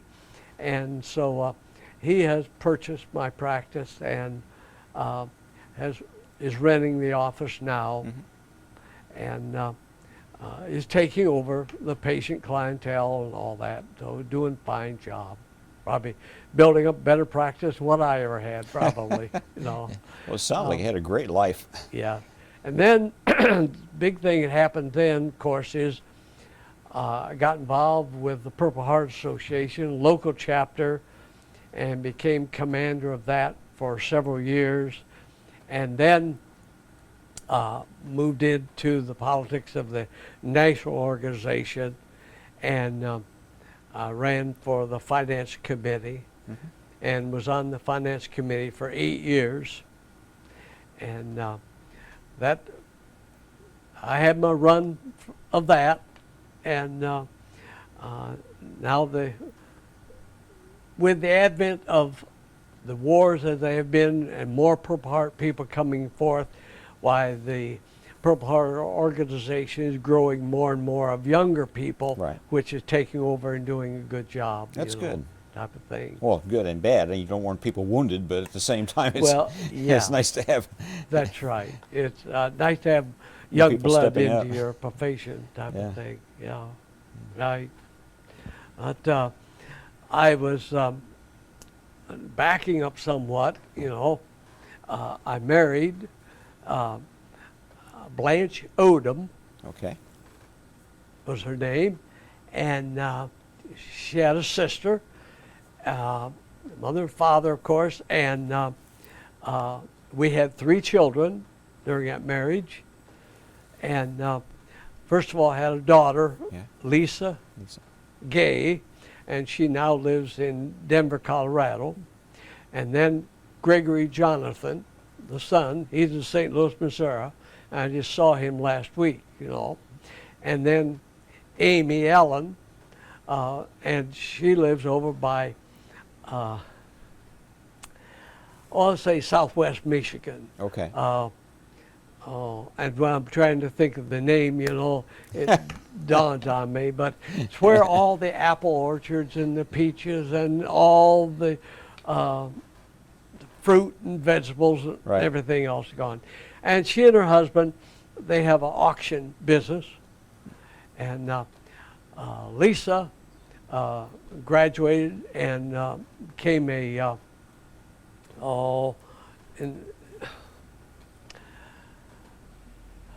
trying to think of a title type of thing, but she did a lot of work in hospitals and laboratories and blood work and all that good stuff, type of thing. And then Greg, he graduated from Evangel College in Springfield, Illinois. Okay. And now he has his own business, remodeling, and he specializes in bathrooms. Huh. Is his specialty. Yeah. He and his wife work together, Kelly, Yeah. and they do a fine job. They're good. They're good. That's all there is to it. And Kelly, she's a magnificent worker. Works with him. And the other day she was saying like, well, I have this little belt with all the pockets in it. And I keep my various things in there so that when I want to solder copper, and I thought, solder copper?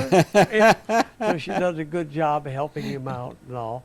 And from his first marriage, he has a little boy, Taylor. Yeah. And then the 2 daughters now, Rachel and Sarah, and Kelly. And Amy, I'll come up with that name in just a moment, when I want to. That's why Natalie was here. I'd say, hey, where is that? Some little towns you can't even hear of, type of thing. But anyway, they have the auction barn over there and do a fantastic job with home selling and also auctioning farms and different items. And they have this auction barn. They have consignments coming in all the time. Okay, so Amy, she has a daughter, Ashley, and Andrew, the boy. And Ashley is now pregnant for her first child. Oh, boy. So that'll probably be, on her side, be my first grandchild, Wow. there. Now Lisa, she had 3 boys. That Aaron, Ian, and Ezra, and they're typical boys. They're going strong, strong as you can be, and that's about the way of the children in that respect. And 3 children, Lisa, Ashley, or not Ashley, Amy, Yeah. and then Gregory. Yeah. And all. So, by the time his and hers, you accumulate about 8, 10 grandchildren type thing. Where'd you meet their mother? She was a patient. Yeah, she was a patient of mine. Okay. And very, very pretty lady. And then after she came to with headaches, it was it, headache, yeah. And so got rid of that, And then one day I saw her on the street, and then I said, would you mind dating me? Or something like that, and we started dating, and that's how it happened. It continued on to a marriage then. Huh. No. Yeah, there's not too many women who could say that my husband gets rid of my headaches instead of causing them. That's right. I'm about ready to say something like that, Probably caused them after that, But a fine lady, very good cook, and she still does today, She probably cooks too much, type of thing. But she lives out in Denver, Colorado with my oldest daughter, Lisa. Yeah. And enjoys that altitude better than what I do, type of thing. Yeah. When I go there, I'm miserable for about 3 days, because I'd never climatized to the altitude change, Yeah. Oh, It is different. it's different, yeah. So where did you meet Natalie? Oh, now, Natalie, that's something different, yeah. Okay, I live on a boat in Florida, and at Indian Rocks Beach. And at Veterans Day, they have a parade, Veteran Day parade, for the boats and all. Okay. And so I signed up for that, and was involved with the American Legion down there. And so there was one lady said something like, it was the commander that put me in contact with the auxiliary, that was it. And so then they said, well, we'll help you. And so we set up a plan that they would have a group of ladies act as nurses. And the theme was helping the veterans, assisting the veterans. And so we had a couple wheelchairs put on the front of the boat, and guys in wheelchairs, and then nurses taking care of them. Okay. That was it. Well, Natalie was one of the nurses. And so on the boat, and that's how I met her, and so we've been together 6, 8 years now, something like that. She may correct me and say more, but it's about 8 years, give or take, and she's a heavy worker, hard worker. Oh, look at all the flowers and everything around here. She got a green thumb, she keeps good care of them.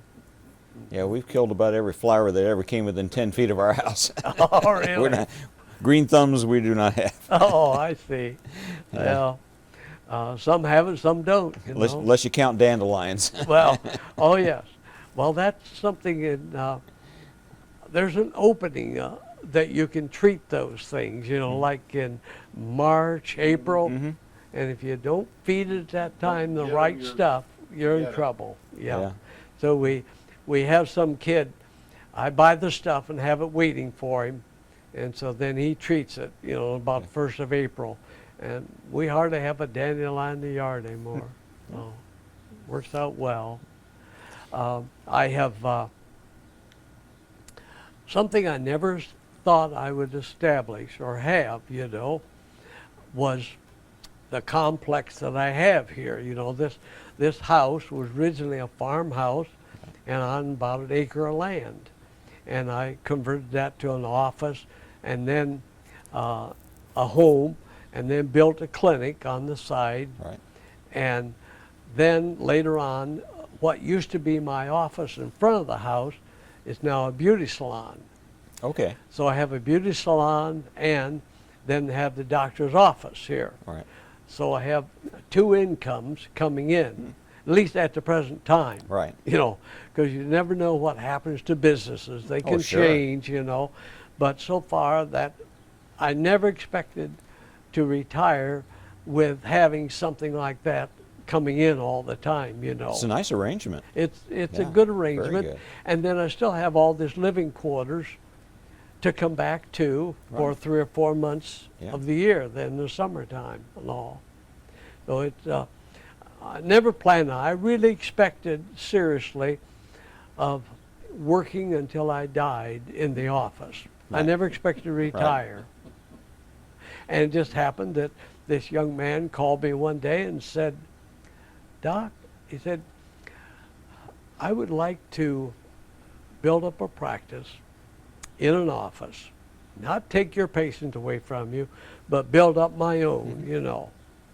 And so that is what we did, you know. We worked together, you know, and he has built up a good clientele. And then one day, it just happened that I said, I think I have had it. I'm going to retire. And he said, okay. He said, when you want me to take over, let me know. And I said, are you ready? Yep. And so we worked out an agreement, you know. And so he paid so much rent each month and so much for my practice then, and paid that off without any problem, you know. It's a nice transition for your patients, too. Oh, it was perfect. Somebody they're familiar with. Oh, yeah, they all, you know, he's there, his face is there, Right. and got good technique and just sort of fills in without any problems, the same treating rooms, and there was no problem then. you That's know. great.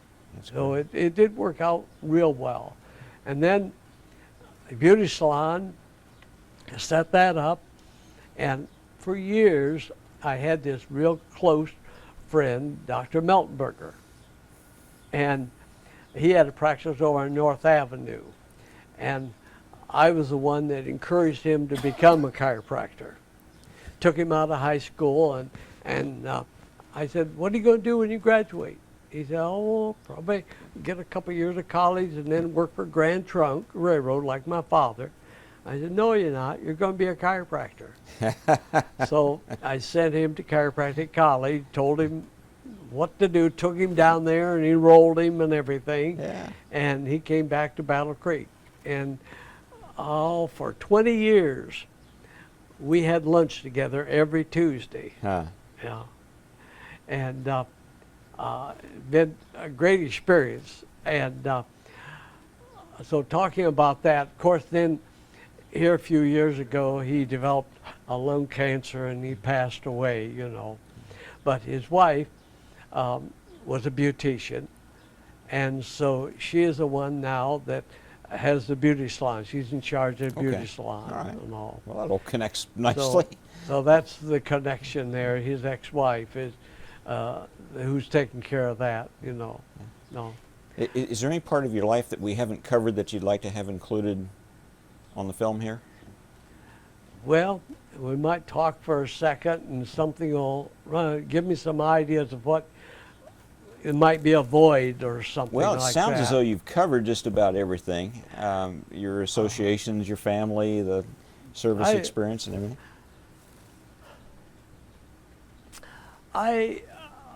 Part I might talk about is I had this friend, Bob Beach. He had Lamb Fab here at Battle Creek, a factory. And he was always in the boating business. And he had a boat down in Florida. And one time I said to him, I said, hey, I'd like to take a vacation down in Florida. How about if I stay on your boat? And he said, sure. And that's what started it. And Yeah. I met people down there right at Indian Rocks Beach, you know, and they kept saying to me, Doc, why don't you retire and buy a boat? And I said, oh, I don't want to do that. Well, finally, they kept asking me until I told the one guy, I said,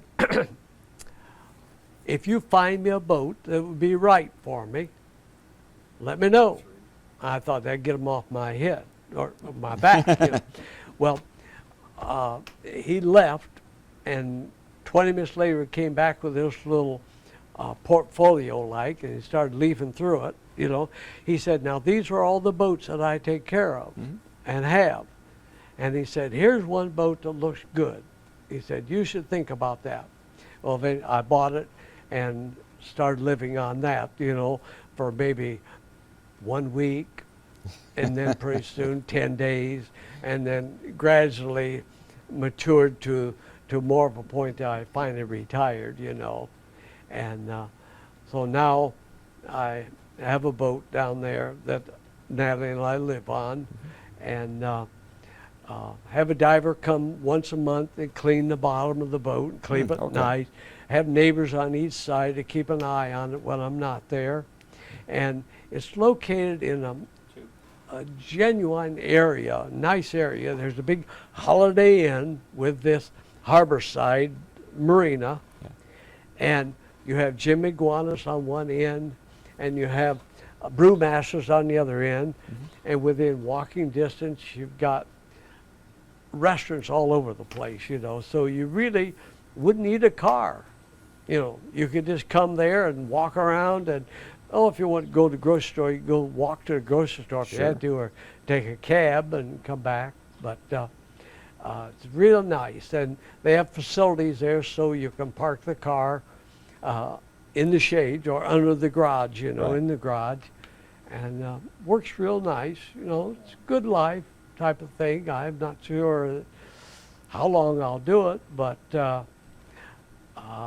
Natalie sponsored, shall we say, my 85th birthday this year, and amazing how that 10 years or so in a new place that you can adopt new friends, new acquaintances.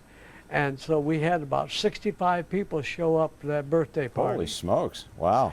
And I had only known one couple prior to that 10 years, you know, from Battle Creek. The rest of them all been acquaintances I've met while I was down there. No. You didn't have the party on the boat, did you? No. That would have We been had a it little crowded. right off the dock there between, I call it the moat, the water edge, you know, and the under of the hotel, you know.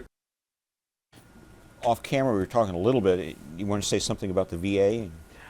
Yes, I've always gone to the VA here at Fort Custer VA Medical Center, you know, and they took care of hearing aids mostly. And I think it's because of they don't have the budget in Battle Creek area that they do in Florida with the senior citizens so much, or something, or maybe politics, but they don't have it. But I could never feel that you could get a total full health benefit from the VA in Battle Creek, you know, because of their budget system.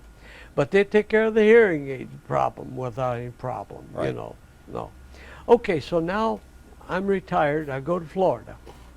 And I said, well, I might as well transfer everything down to Florida for that, you know.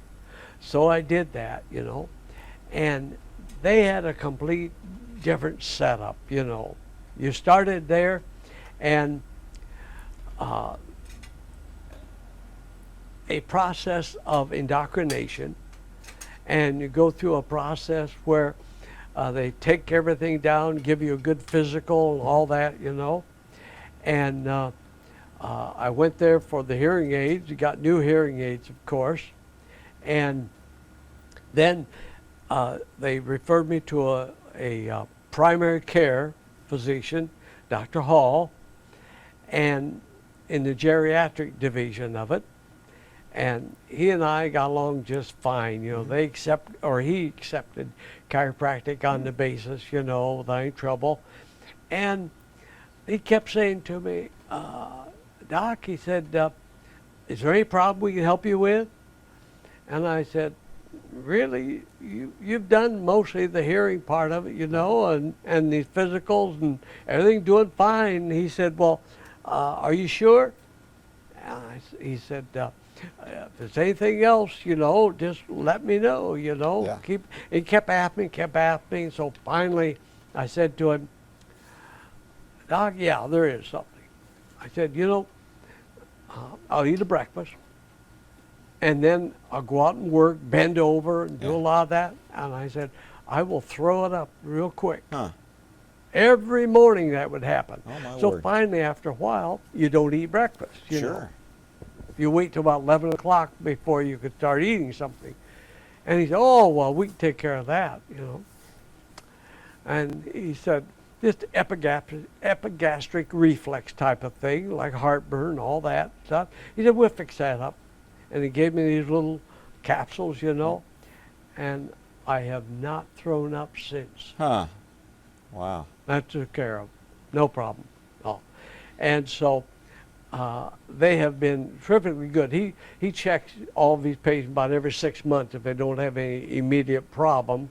But if they have a problem, why, he will. So I was just up there, or to him, here a few months ago, and I'll go back again in September. But they have been fantastic, And all the departments, that if you have a problem, they don't just say, oh, well, that's something else. They'll refer you to another doctor, a specialist, and he'll do his rundown, whether it's a CAT scan or whatever it is that needs to be done, they'll do that, So it's good that they have that kind of a budget to work with and help the veterans so much, Then there was another young doctor in the hearing clinic, hearing and speech. Right.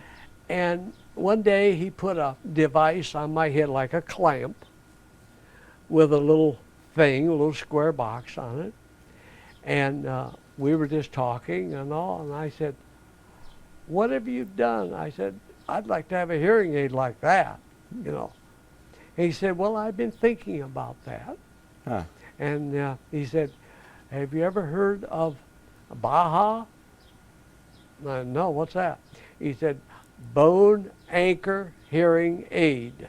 Oh, okay. And I hadn't heard of it. He said, well, go on, got a computer? Yep. Go online and read all about it and everything.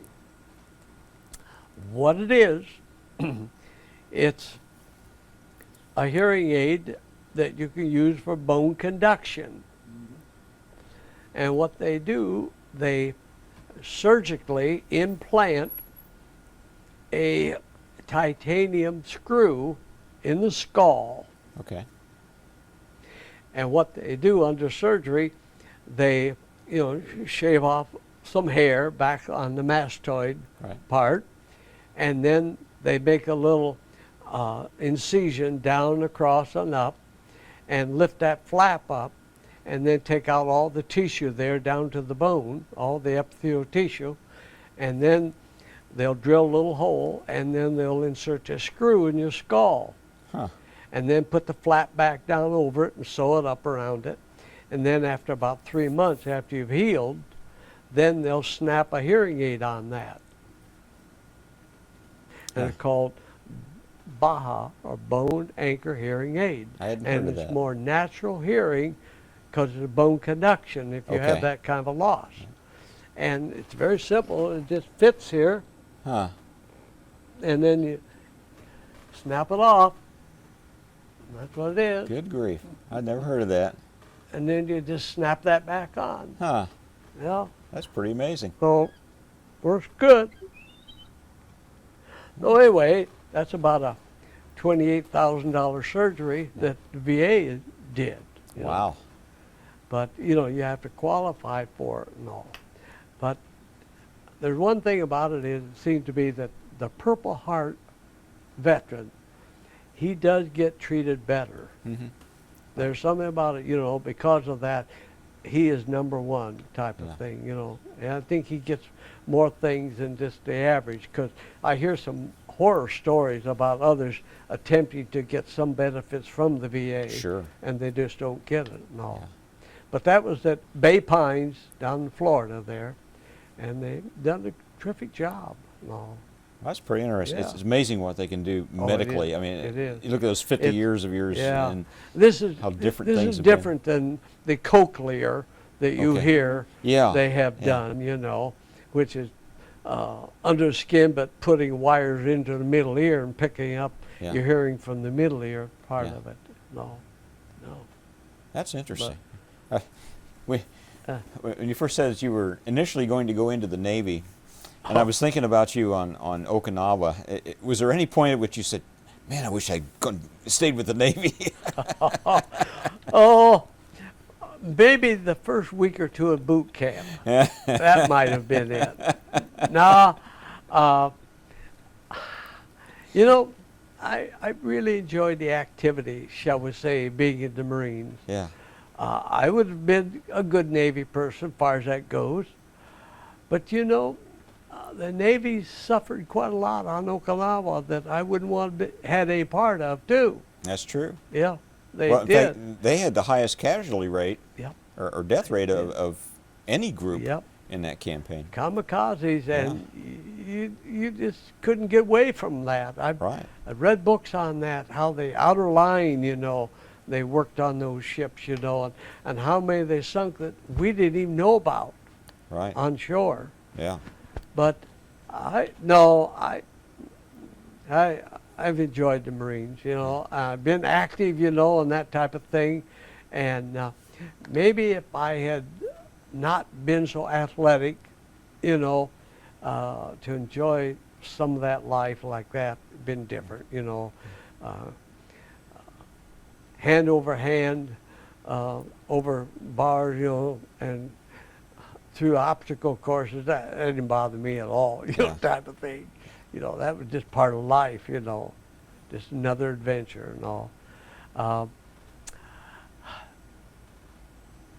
No, I think probably the first week or two in boot camp, I might have had second thoughts, but I would never have let the drill instructor know that, or you'd have been punished bad, type of thing. You'd have never gotten out of the rafters. Oh no, 'cause they would set you up for that,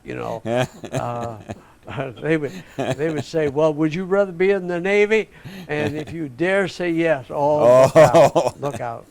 That's bad. Well, I tell you what, the Marines in general are exceptional, Yeah. and 6th Marine, there's just something special about those guys. They're tell pretty you. special to us. Well- Herschel and I are home when we're Yeah. Well, The the 6th Marine. 6th Marine, as a lot of people do know and a lot of people don't know, the Marine Corps had 6 divisions during that time, and the 6th was formed overseas right. and then disbanded overseas, so they never saw stateside duty Yeah. and all. Yeah. And those that did survive Okinawa, went to China and did their bit there, guard duty and all that, and then came back to the United States and disbanded. Yeah. So I think that's bad, but that's the way it happened, the way it happened. Yeah. When you're a special group, I mean, That's it. Yeah, they are special. there's That's nothing for else to sure. achieve once you've achieved it all. Yeah, very true. Very true. You feel kind of left out by not going to China. Did you miss? Yes, Yeah. yes, really I do. Just the idea of I'll Yeah. never see China, Yeah. that area, and the camaraderie of the group, and maybe the after effect of coming out of combat, and today, and seeing what people are like after combat, see what their personalities would have been like, just that, see how they would Yeah. have reacted to different situations and all, whether they would have been the same close camaraderie that you had while you were in combat. Now you're out of combat and you get back into the disciplinary thing, and it's almost like dog eat dog type of thing, Right. So I wondered, I missed that, what that would have been like, and whether you'd had a closer bond even with those people who you had been in combat with, you know. So, but it definitely different, you know. When you get guys like Carl Sprott, he was no more in it till he was out of it. Yes. And didn't even know what had hit him. Yep. And that happened. A lot of people. I had the Purple Heart organization, local chapter. Why, we had one man in the 1st Division that hit Guadalcanal. And he was hit right on the beach. And immediately back out to the ship. That was it. Yeah, that was it. Yeah. You know, and I asked him, you know, I said, well, how long were you on Guadalcanal? And he said, well, probably about a minute and a half or something like that. You know, it was a short period of time. You know, he got wounded and right out. Relieved. Probably taken right back out on something that brought the others in. Probably so. Undoubtedly. Probably so. Oh. Yeah, there was a fellow in Anderson who was on Guadalcanal throughout the initial fight. He said that when they went to Camp Lejeune, it didn't even have a name. They didn't go to Paris Island. He went straight to Camp Lejeune, and it was a brand new area. They built the darn thing. All those tents you saw, they put them up. Well, I'll be. Yeah. Oh, well. It was interesting story. That was quite an area, you know, for training. You know, Yeah. it was quite an area, and boy, they ran a lot of people through there. You know, they tell me that there's a large naval hospital or something right where our camp was. You know. Probably so. Yeah. But I know that if I got to repeat, I'll repeat it, that if I hadn't been a supernumer, you know, I wouldn't have been here today, I'm sure, because Iwo Jima was rough. That was a rough one, you know. And I don't know if you ever learn how to fight, as far as that goes, but you have an advantage when you can crawl in a hole and stay in there and have a spot, you know, so big to stick your head out, and that's about it, you know. And have an advantage of knowing your terrain, and then the Marines having to learn what the terrain is like, you know. Altogether different. No. I don't know that Okinawa was any less of a battle, but it was bigger, and certainly the landings were unopposed, and that's the difference. But they were in it right from the first minute. Oh, it was constant. And it's constant. Like I said, you know, I don't believe there was 1 minute that there wasn't large noises, explosions, and gunfire going on. It just seemed to be, it was a constant reel of that going on and all. No, night and day didn't make any difference. Something, you know, you heard the ships firing, and you see the flares and all that stuff, you know. It was a constant thing, and something was happening over here, and something happened over here, and a tank that had been stalled there all at once exploded, you know, because the Japs had put a pack in it or something, you know. It always something going on. You had a little chance to decompress because you were in the hospital for a while. It wasn't like you came straight home. But were there any effects of the battle that sort of stayed with you for a while? Cars backfiring, somebody tapping you on the shoulder? Were you a little, I don't want to say stressed out, but just sensitive to things?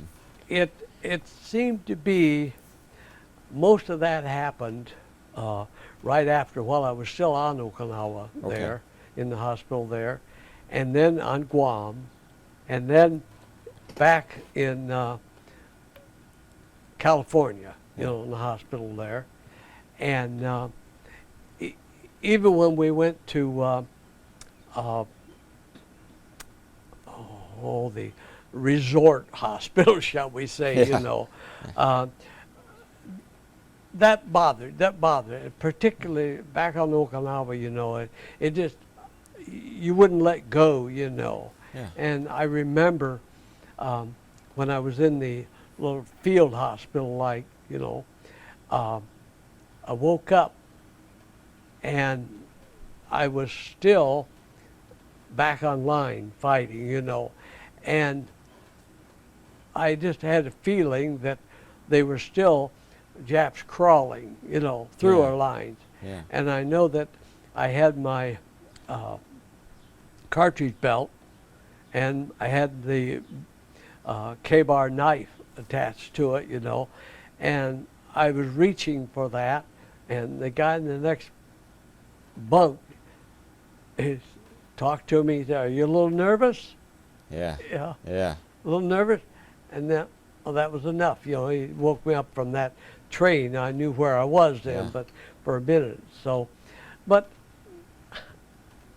I would say that I was blessed with the fact that I didn't have real longing sure. problems with it. I hadn't heavy flashbacks or anything. I remember those things, and the fact that I remember them, I'm glad I can remember them and not dwell on it, you know, Right. type of thing, you know. So maybe it's the foolishness of being young. Maybe that's the whole thing. Because for a long time, until I was wounded, I felt nothing could hurt me. Yeah. Yeah. I was, you know, nothing can get me. I'm better than the enemy, type thing. And I existed with that for a long time until it slapped me in the face, you know, took the wind out of you and said, "Hey, wake up. This can be dangerous," you know. Yeah. So that's the only thing, you know, and I live with the fact that it may not be the most sanest thing to say or do, but like I say, when I saw another body, I gained strength from that by saying, "That's not me. Yeah. That's not me." Even though I felt bad that was him, you know, but it wasn't me. Now I'll go on, you know. I can understand that Yeah. thinking. There's a survival thing That's that it. that is innate in the Maybe, person. you know, somewhat, you know, you could interpret a lot of psychological things about it, but I don't care. That's the way it was. And I stood by it, and maybe that's what keeps you going along a lot better than all the turmoils you get when you get into adult life Right. and have the challenges and Sure. everything. When we interviewed Frank Mack as a corpsman, he was always Yeah. up front, and Yeah. always in greater danger than anyone else. Yes. And then he got wounded Yeah. and taken back, and I asked him, okay, it was okay to be up there in danger and not be hit, but then you got hit. Did it make it different when you had to go back again? He said, no, I wanted to get back there so bad because I knew that's where I needed to be. Yeah. Was there any of that, or were you just relieved it's over Oh. and I don't have to go back? Well, I was relieved I didn't have to go back. Yeah. That's part I was.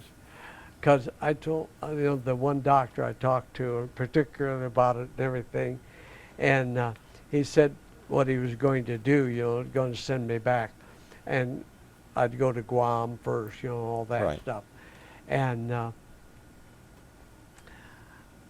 I said, you know, if you'd have said something else, if you just said, "Hey, I'm going to put you back on the front line," I said, I would have fought you for a moment, Yeah. you know, for a Yeah. moment. But I'd eventually said, "Yeah, I know that," you know. But I would have told him, "Hey, you send me back there, you're going to get me killed." Yeah, that invincibility is gone now Yeah, because you've actually felt the touch of it. that's it. Yeah. Yeah. And it might have been Mhm. something that would have got you killed. Yep. Yeah. I said, you know, you send me back there, you're going to get me killed. I said, I spent 2.5 months in combat. I've done my part. Oh, you've done your part, yeah. I've done my part. Let somebody else stand in line next, Yeah. you know. And now, if you only got 10 men to do a job, you know, that might be different, Right. you know. because you don't want the other 9 men to let down, you know, at all. Well, Frank was just wired that way anyway, Oh, all he's through his something. life. He was a What great guy. an I exceptional met man. him just at last, probably Yeah. about a year before he passed away. Yeah. And We interviewed him in July, and he was gone in December. isn't that something? And Yeah. we took Tom Trapinus with us and went to his house Yeah. just about 18 days before he died, and got to see him one more time. And we expected to see a man who was just out of it from the morphine Yeah. because of his pancreatic Yes. cancer. Instead, he stayed off his morphine for over 2 hours just so he would be clear of mind, so that he could visit with us. Is that right? He was, to the very end, Yeah. taking care of other people ahead of himself. And that kind of thing stays with you. Yes, right. Very definitely. You know, if it hadn't been for the hearing loss, you probably would have been sent back. I think so. Because it doesn't think sound so. as though Yeah. the shrapnel was bad enough. The that, shrapnel could have got, the area could have got infected or Yeah. something like that, but it wasn't like large hunks of flesh out of the body or anything like Yeah. that. It mostly just pit marks, you know, type of thing Yeah. that took a long time to heal, but nevertheless, they wouldn't have kept you from continuing on. Yeah. You've had any number of things where just a different decision, a slightly different That's it. move made a difference in your Yeah. life. Not being chosen for that train. Yeah. Being wounded when you were. What if you had gone forward? You might have been killed. That's true. You just It's true. Because there were a few days after that it was heavy, but the majority of it was over with by that time. yeah. You know, if you'd have gotten killed later, it'd been maybe your own stupidity or something. Right. You know, you'd have been as if, well, now it's all over. I can stand up. Yeah. You know. Yeah. And that's when the skyline hits you. Yeah. You know, type of thing. Yeah. Yeah. Well, we always ask our veterans to say a few words for posterity. You got any words of wisdom or personal philosophy that's kind of carried you through in life? Oh my, I wish you'd give me a 2-day notice on that, you know. Well, I feel this way, that everybody has to give back to the community from which they've taken from, no doubt about it. You know, and if you don't do that, give back something to charity or yourself for community activities, or to other people, that's bad. You know, you've got to give something back, you know, and you can't take all the time, you know. That's right. And life is not easy.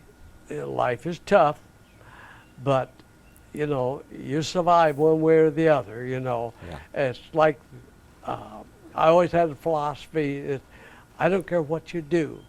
If you dig ditches and you dig enough of them and you work hard enough day in, day out, you will make it.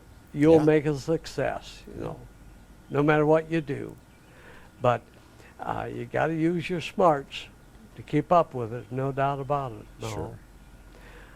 But, I don't know what else to suggest to you about life. That's great advice. know.